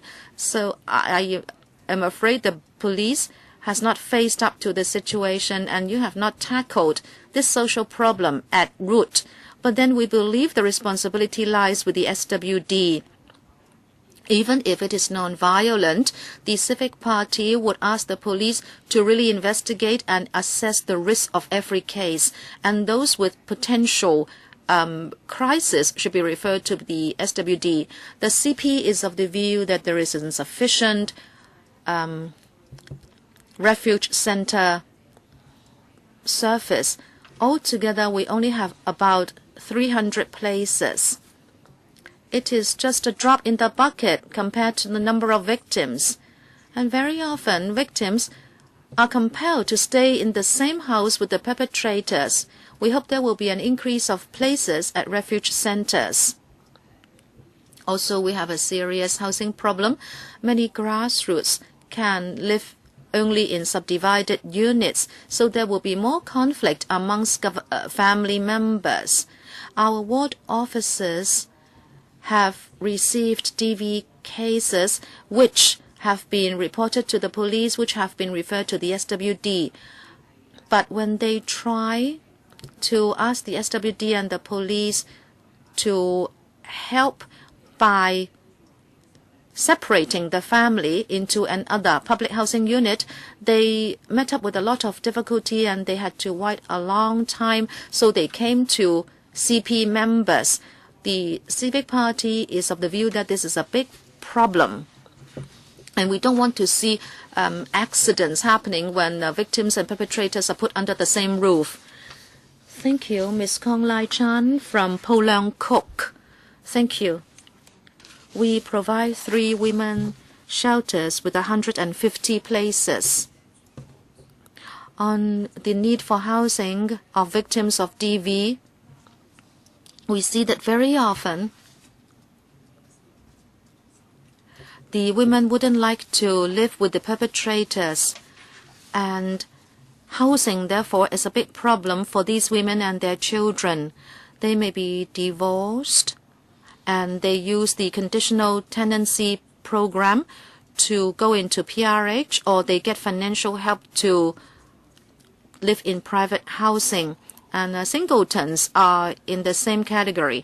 The conditional tenancy program means that family service social workers have first to do an assessment, and the SWD has to recommend to the housing department. But then the process itself is not transparent enough. Sometimes social workers accept applications directly, but then some social workers would also ask victims to first rent private accommodation, and then only when problems are actually identified before applications are accepted. Now, this would lengthen the application process, and the women might have to be in shelters for a long time. I think we should review the conditional tenancy program so applicants and our social workers would know for sure the progress of applications and the results. Renting private accommodations is a way out, but as you know, the private rental market is forever climbing, and we cannot pay it with CSSA rental subsidies.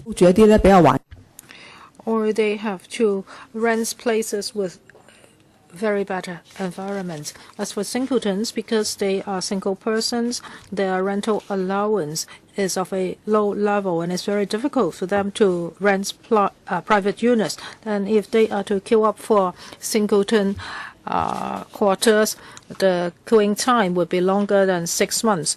So for the refuge centers, when they handle the housing arrangements for singletons, they would encounter a lot of difficulties. And also about the high utilization rate of refuge centers for women, I'm not going to repeat the figures the other deputations mentioned. Now, for refuge centers for women is an urgent accommodation service. So there should always be places reserved for urgent cases.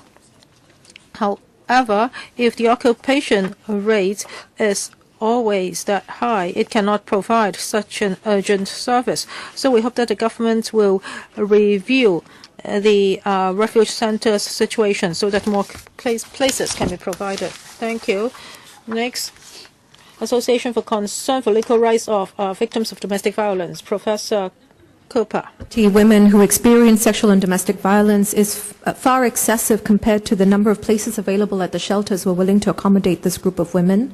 There are also no trained experts who can handle their cases with the requisite level of sensitivity given their cultural and religious backgrounds. And ethnic minority women experience specific vulnerabilities that are unique to this background, and this challenges existing strategies and approaches to tackling violence within this community.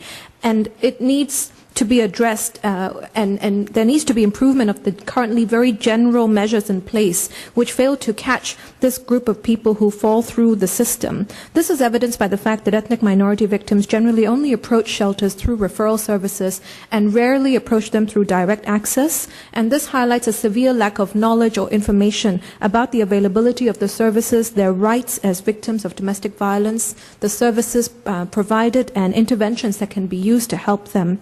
Where shelter spaces are available, language and cultural barriers severely impede the benefits that the women can receive from these types of protections. Women routinely have reported experiencing isolation, fear, discrimination, confusion about their rights at the shelters due to these different barriers, and mostly the lack of understanding of the staff of their culture and religious background, which impacts their decision making about what steps they are willing to take to remedy the violence, including making complaints against police or filing for divorce or child custody, etc.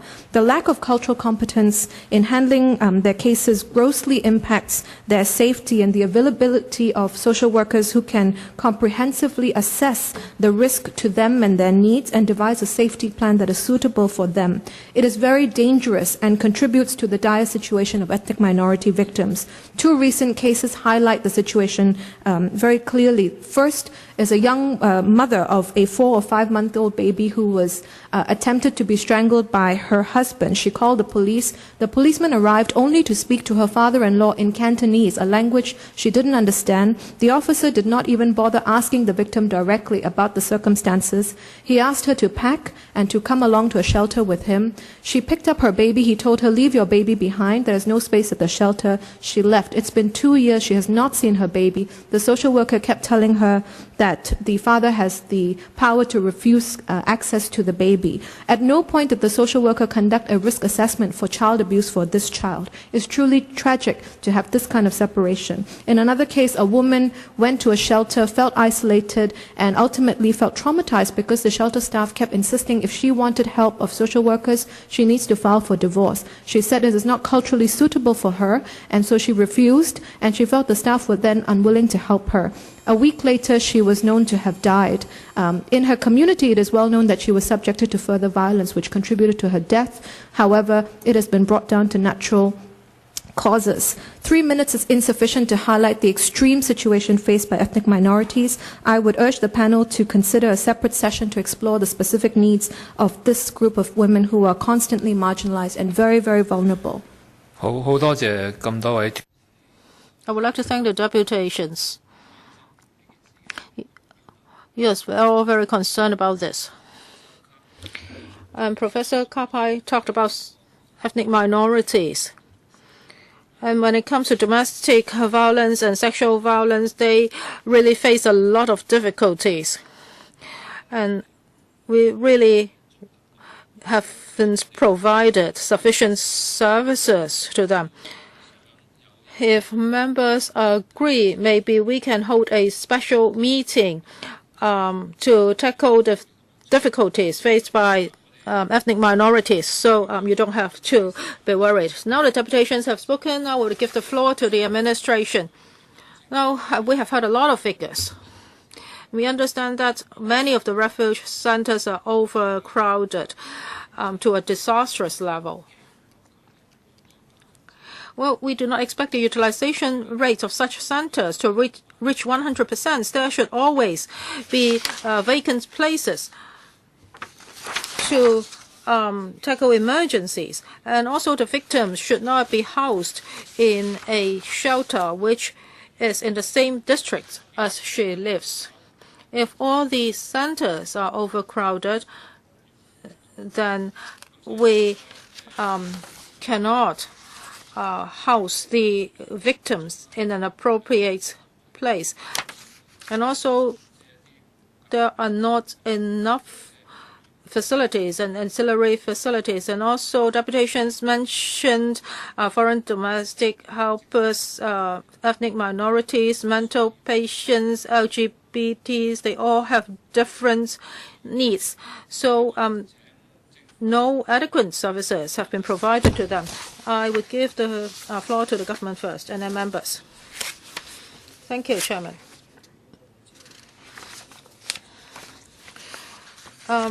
Any of the deputations have talked about the insufficient supply of places in the refuge centers, and also they have talked about rental allowance, sexual minorities, etc. As for the operations of the shelters, the SWD can answer, the police can also answer some other questions. Well, I would like to thank the deputations for sharing their views, and I would like to thank the NGOs for providing services. We see a huge demand for services.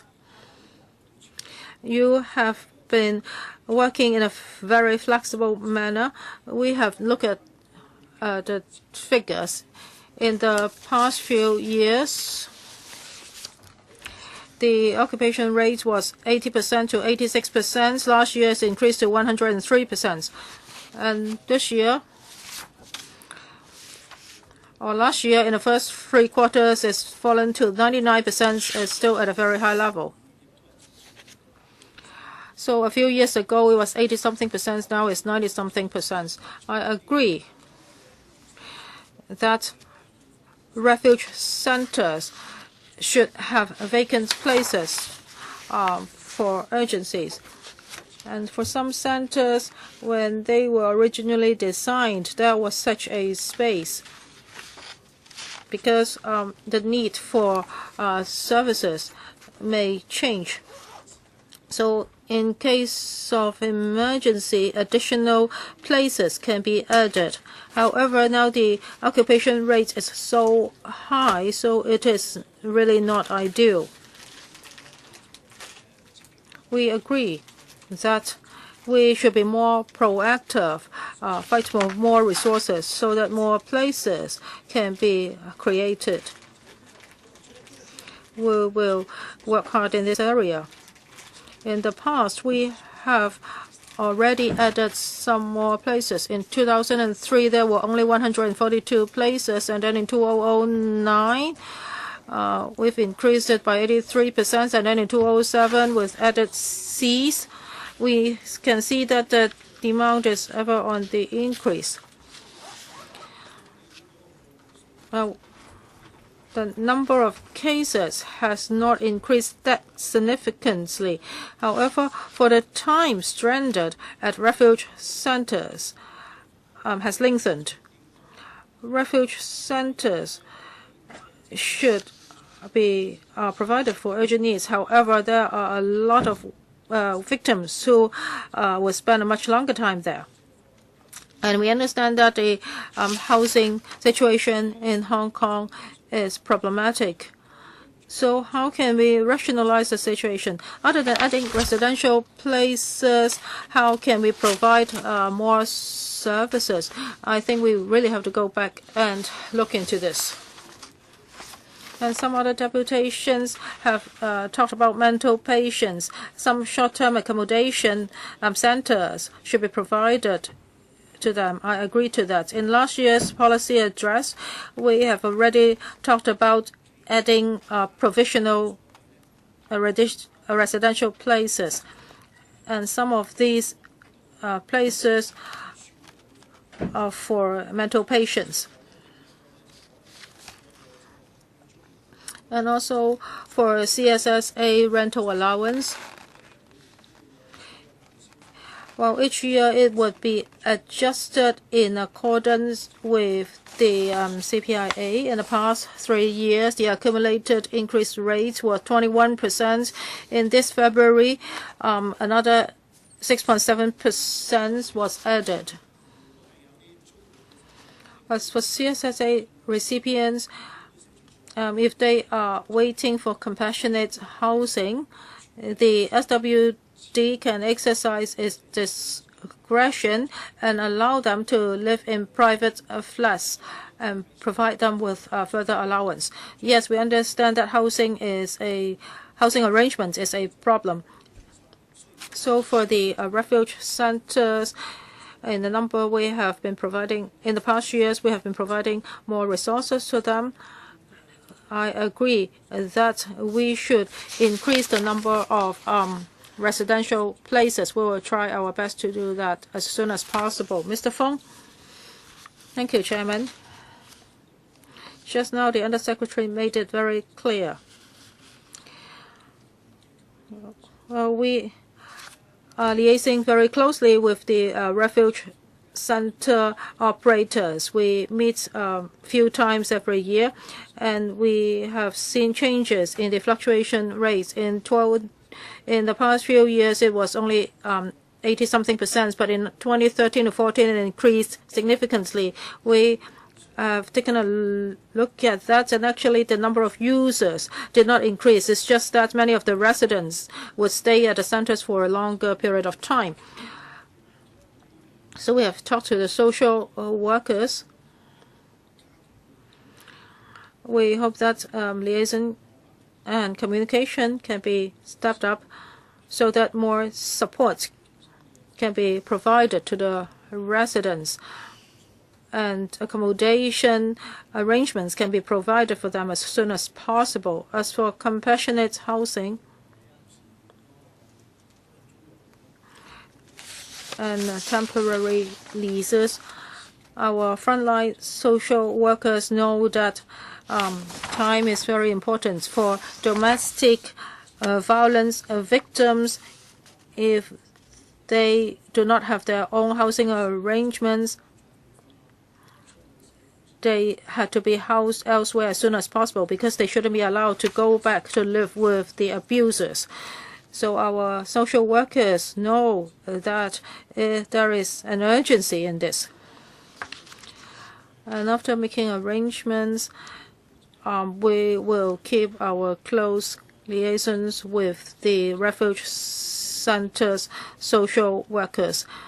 They have to tell the victims what the actual situation is. For example, if the victim wants to live in West Kowloon, we really have to let them know that it's very difficult to find a unit for them in a particular district. So the social workers really have to talk to the victims about the difficulty in housing. But of course, we would respect the service users. But in case of emergency, they should know that sometimes they cannot choose the district where they want to live. And also, when it comes to childcare service, from June 2010 onwards, we have asked Poland Cook to do VSP for us. That is a support scheme for domestic violence victims. It is quite a comprehensive scheme to help DV victims and help them to get information, help them to go to the police station or the court. We provide services to really help these victims, including childcare services. Why only Poland Cook? And then on manpower, we understand the situation. In designing the components, we actually thought of having a social worker. But after talking to the operating agencies, we will look at their needs and also the complexity of each case. As the Undersecretary said, we would take a comprehensive review on shelter services. Some agencies have said it very well. The positioning and the support system and how agencies can work together, we will be taking a comprehensive look. We will also try to secure more resources for improving services. You mean you're going to review the situation? Yes. In fact, we are having initial discussion with certain agencies about in situ expansion. This is the quickest way to provide more places. At one shelter, we can find some space for expansion. As you know, it's very difficult to find sites to provide social welfare services nowadays. We hope to find a solution ASAP, and we are now taking up initial discussion with the agencies now. As the Undersecretary said, we first of all have to find the resources. Thank you. Thank you very much, Mr. Fong. The police, would you like to say something? Yes, thank you, Mr. Chairman. Although most of the issues were in relation to shelters, there were a few issues that touched on my department.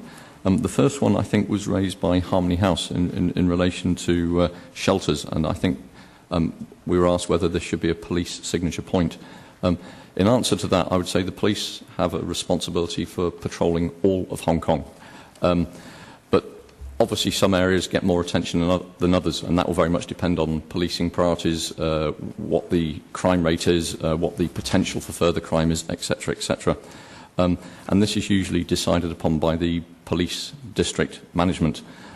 But perhaps you can clarify for me. My understanding is that these refuges and shelters are very often in confidential locations.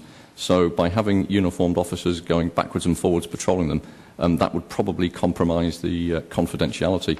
So, but what I would say, policing priorities are the responsibility of the police districts. If you think a particular location, because of a number of incidents, or you genuinely believe is at very, very high risk, you may approach the district management concerned, the police district management, and then they will make an assessment. In respect, there was another question raised about designated domestic violence teams. I'd just like to elaborate on the general procedures for domestic incident and domestic violence miscellaneous, these are generally handled by uniformed officers. But if a domestic violence miscellaneous case is regarded as high threat, that will go to a crime investigation team, a CID team. All crime cases are investigated by CID teams. The ones that I said high threat for domestic violence miscellaneous, this would be regarded as high threat if there's been a similar report within the last 12 months, or depending on certain discretionary factors, for example, if there's a custody battle ongoing or there's known violence, etc., which may result in further violence, the officers may use their discretion to refer the case to a CID team as well. In respect of the crime cases, we do have designated domestic violence investigation units, which usually at the district level, who investigate serious crime cases. That will be serious because of the nature of the case, a murder, a serious wounding, a rape, for example, or if weapons have been used, or again, if a similar crime case has been reported within the last 12 months. In respect of all cases, no matter at what level, we adopt the one family, one team concept. So the team that was assigned the first case will take over the second case as well, because they have an understanding of the history of the family and the familiarity with the individuals concerned. A question was asked about, I think it was raised, there should be more prosecutions. Well, I have to say there, when the police attend the scene of an incident or a miscellaneous case or a crime, the first thing that they have in their mind is to stop any further harm or violence, and then they will look to see if there is sufficient evidence to prosecute. If there is sufficient evidence, then they will consider prosecuting. But of course, the victim themselves have to be willing to prosecute the matter in court. Finally, I think the issue of police classifications and the certain figures up and other figures down, I've already explained that earlier on, but I'd just like to reiterate that we believe the reason for that is because by expanding the net in 2009, we expected the number of minor incidents to go up because of the publicity that's been given to this. And with the measures that we've put in place in conjunction with the Social Welfare Department, we also expected the number of crime and miscellaneous cases to come down.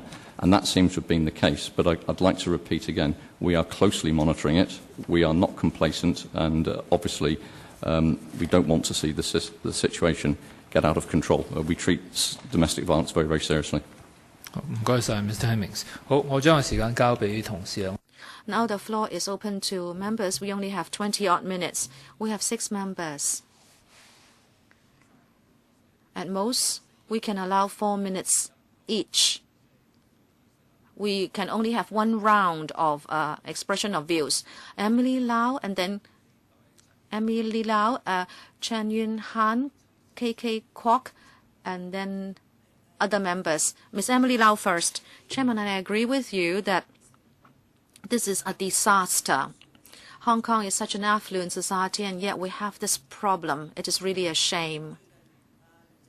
Recently, C.Y. Leung said in the policy address that we would be looking at gender mainstreaming. I don't know what he is going to do. Yesterday, I was in Shengshui to distribute Chinese couplets for the Chinese New Year, and a woman approached me about DV.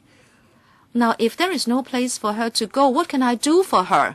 This is ridiculous. Mr. Tang of the Hong Kong CSS says the rate of accommodation is over 100%. That is happening in our hospitals as well. There are canvas beds placed in toilets.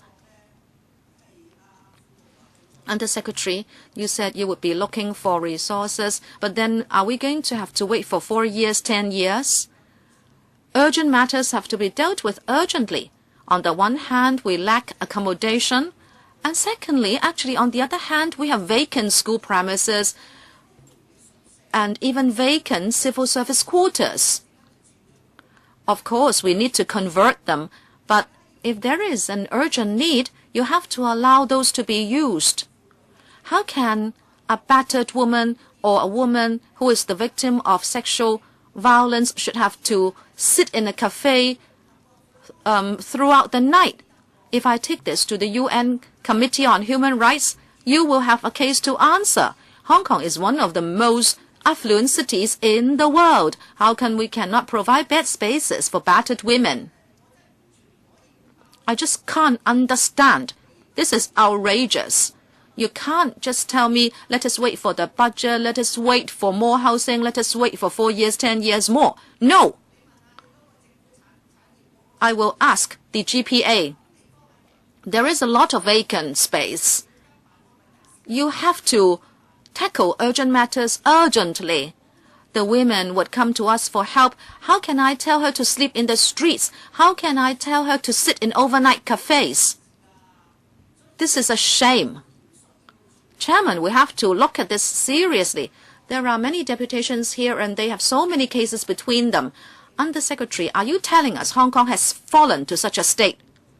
Undersecretary, thank you, Ms. Lau, for your view. I'd like to thank the service agencies again because they have done their very best. Women and DV victims are given help when there is a need.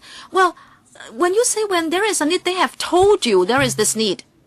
But as you know, they have really done a lot. There is also a referral mechanism.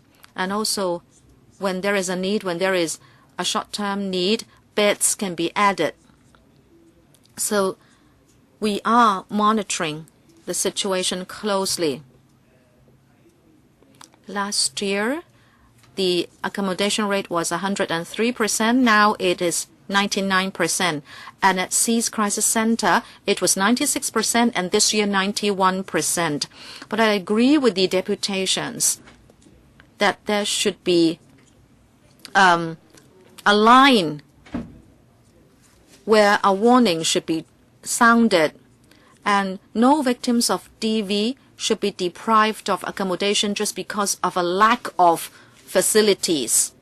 As I said, we are very concerned about this. And as Ms. Lau said,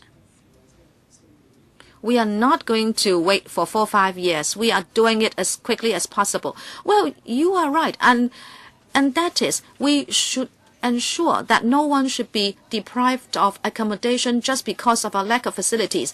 Come to me and go to him if there is one such case. Okay? Chairman, you have to summarize the meeting in your own intelligent way that such figures should be reduced to 0. Agree. We might have to operate a hotline here at LegCo so people can call up. Maybe whatever cannot be handled by the government hotline of 1823 should be referred to the LegCo, so we underwrite what they cannot do. However, Undersecretary, there are indeed cases that are turned away. And there are cases in the public gallery now, and we know those have been cases that have been turned away, so people had to stay in the park or an overnight cafe. I don't know whether the budget would give us any happy surprises by providing more places. But what are you going to do if people are indeed turned away? Well, I cannot speculate what the budget will say, but I can reiterate once again that first of all, we thank the service agencies for flexibility in handling cases and making referrals so DV victims get temporary accommodation. And on the other hand, we are doing our very best to secure resources to provide more places and more manpower. Chen Yunhan? Chairman, if you look at recent newspaper reports and also information from the administration, you should really be impressed. Just like this morning when I mentioned services for the elderly, we see elderly abuse in homes because they lack money and they do not have enough manpower. I was very saddened. A mother was victimized, and then she had to take her 2 children with her to a shelter. So Undersecretary, you have to be aware of the situation. Ms. Kwok of Characters has touched my heart. You are working very hard and you are full to capacity. Undersecretary, you were giving a very diplomatic answer to Ms. Emily Lau, but that won't do. We need to give you a timetable. We used to give the administration timetables. These people are not just waiting for public housing. They already have a lot of problems, and they cannot wait. Undersecretary, you have been in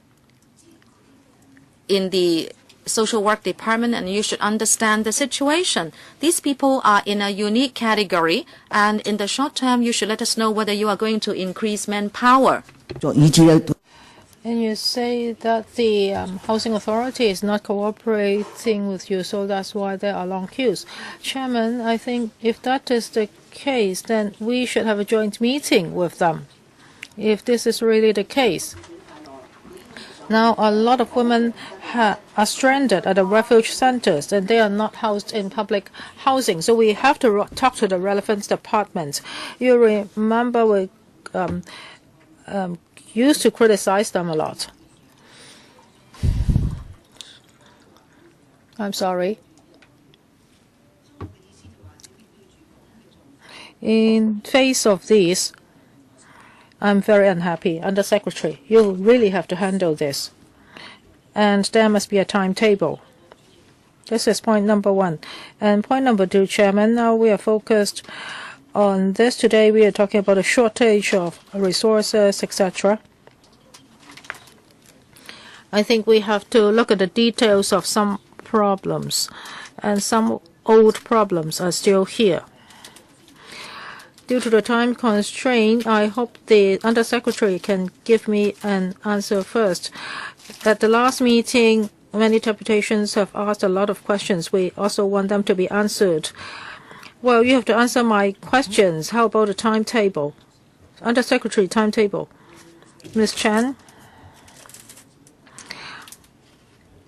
At the moment, I can only tell you that we will try our best to get more resources so that there can be more residential places, but I cannot give you an exact timetable now, so we really have to go back and look at it. Undersecretary, of course, you cannot answer me today. Go back and talk to Matthew Cheung. I hope that you can have a better division of labor in your bureau. Now, this is an urgent issue. So maybe you should handle this in a special manner. Before the next meeting, you should give us the relevant information. Yes, Dr. Helena Wong. Chairman, I would also like to follow up on the refuge centers. Just now, we've heard that there are not enough resources. We will see the budget soon. So will you be talking to the FS? Now, many of the refuge centers have reached their full capacity. In our hospitals, there's already overcrowdedness, and in refuge centers, we see the same thing. Just now, Ms. Chan asked you for a timetable.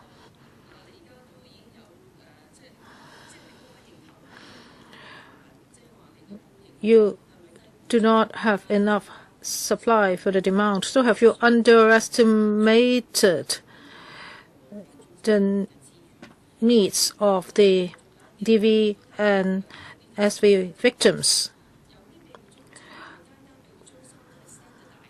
Not all refuge centers have standardized services. Some have child care services and some have not. Now, if the wife is battered, the wife may have to take her kids to the refuge center and she may have to be hospitalized. So what will happen to the children? In some refuge centers, you provide child care services, but in others, there is no childcare service. Why don't you have a standardized service? If there is no such service, then what will happen to the mother? We've heard that the refuge center staff said that they could not provide this kind of service. I think the SWD should issue clear guidelines to the service operators. There should be standard services, and childcare is a must. And in some refuge centers, there are cooking facilities. I welcome that because this is to convenience the victims. And the victims cannot go home suddenly. So childcare service and basic cooking utensils should be provided. But sometimes there's a time limit of 45 minutes, and a staff member would be keeping the time outside the kitchen. So after 45 minutes, you will be kicked out of the kitchen. Isn't this too much? I'm not saying that we should provide the victims with a 5-star hotel, but there should be guidelines, and the facilities are to convenience the victims. So what kind of standards do you adopt? Under Secretary? Well, let me talk about the places first, and then we'll ask the SWD colleague to talk about facilities. Now, we have been monitoring the need for services. In 2009, we provided more places. We added 83%, and then in 2010, we also set up Cs, and there are 80 places there. So resources have been added. In 2012-13 to 2013-14, the utilization rate was 80+%. But in 2013-14, it's increased to 103%, and for Cs, it's 96%. This year, there has been a slight drop. However, it's still at a high level. So that's why just now we said that even though the occupation rate is not 100%, there should be a line where an alarm should be sounded. Mr. Fong? With regard to Ms. Wong's question concerning childcare, just now I mentioned that we have a domestic violence victims support scheme. We provide emotional support, legal advice, etc., and also healthcare services as well as child care services can be provided so that the victims can handle their family problems. And if they need community services, that can also be provided. As for cooking facilities, as far as I know,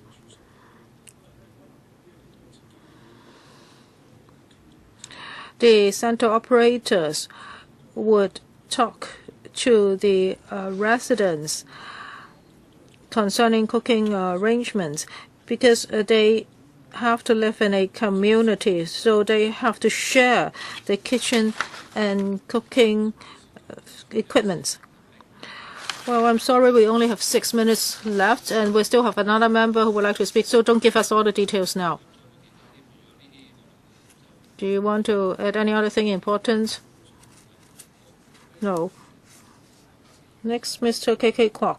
Then I'll have to sum up. Yes, I'll try to be fast. First of all, I would like to thank the representatives for coming. I've heard the government's response, and Chairman, what I want to say that is that I do not get anything concrete from the government. Now, they have 5 refuge centers. For example, how many houses and We also have representatives from the Family Crisis Support Center and CEAS. They do not have enough resources, they do not have enough support, and there is a shortage of residential places.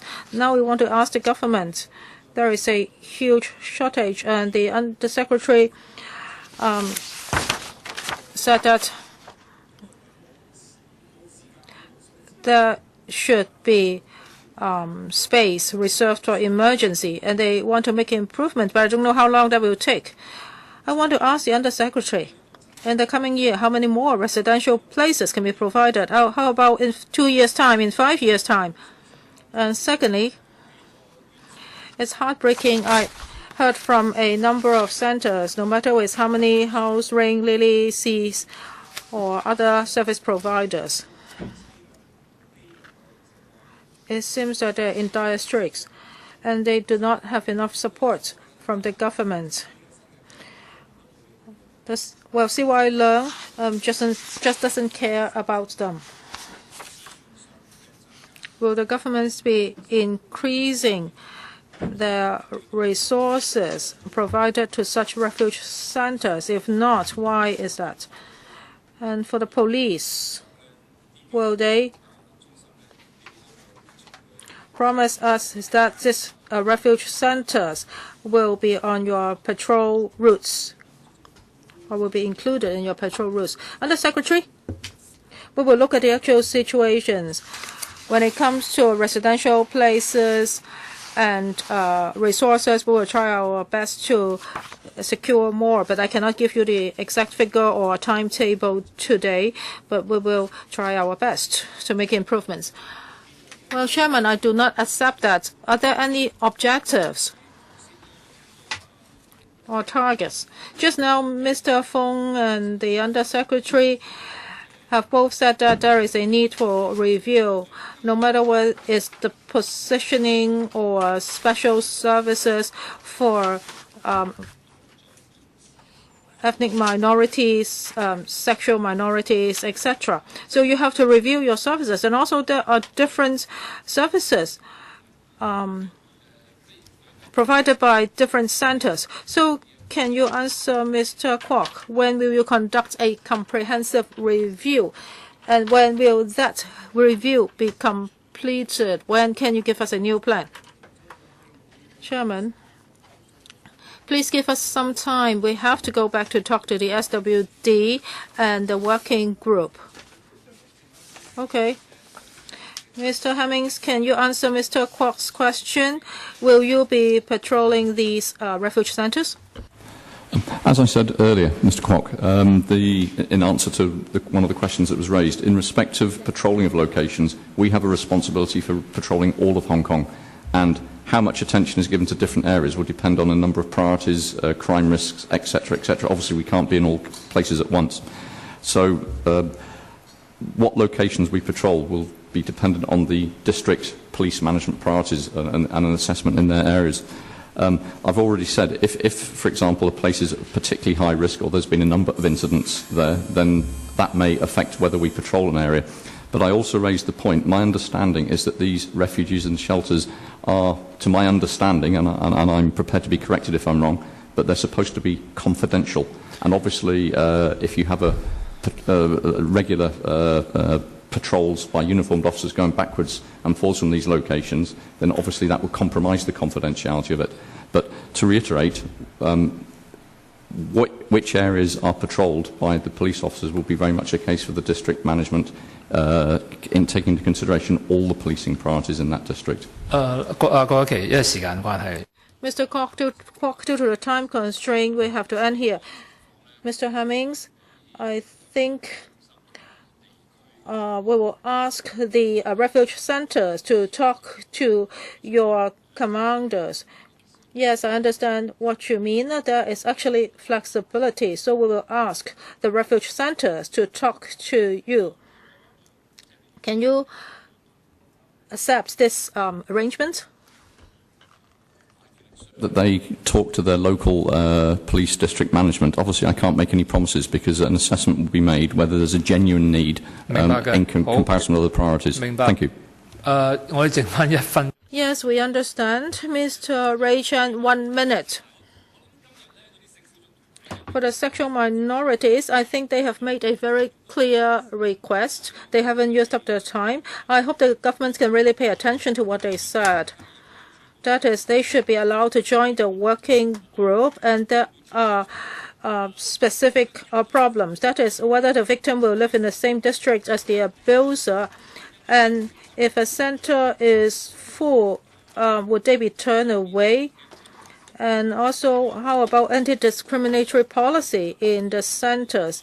And also, when it comes to the services provided in the centers, you should take particular care of the sexual minorities. I hope the governments can really go back and take a look at all these issues. Yes, I understand that you cannot build an independent center for sexual minorities in several months' time, but we have expressed our views and our direction is very clear. So next time you should come back and tell us what you will do in this regard. Well, I would like to thank the deputations. You have made your points very clear. And the government has undertaken that there will be a review. However, there's no timetable yet. So we will give some room to the government. This subcommittee has been operating for a year. So in a month's time, we will see whether the government wants to tell us something else. Okay, you say I'm too kind. You can make proposals, Chairman. Well, whenever they do not have enough space at their centers, they can call us up and then we can call the Undersecretary. Undersecretary, is it what you want done or are you just joking?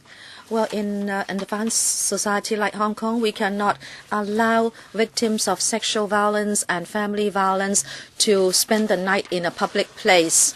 Right, Chairman. After the meeting, talk to the clerk. I'm not saying you should give them a hotel room. We will just call up the secretary or the undersecretary. They say they have a zero tolerance policy and we accept it. We like it. Yes, there is also zero tolerance amongst LegCo members. Maybe we can operate an urgent shelter here in LegCo.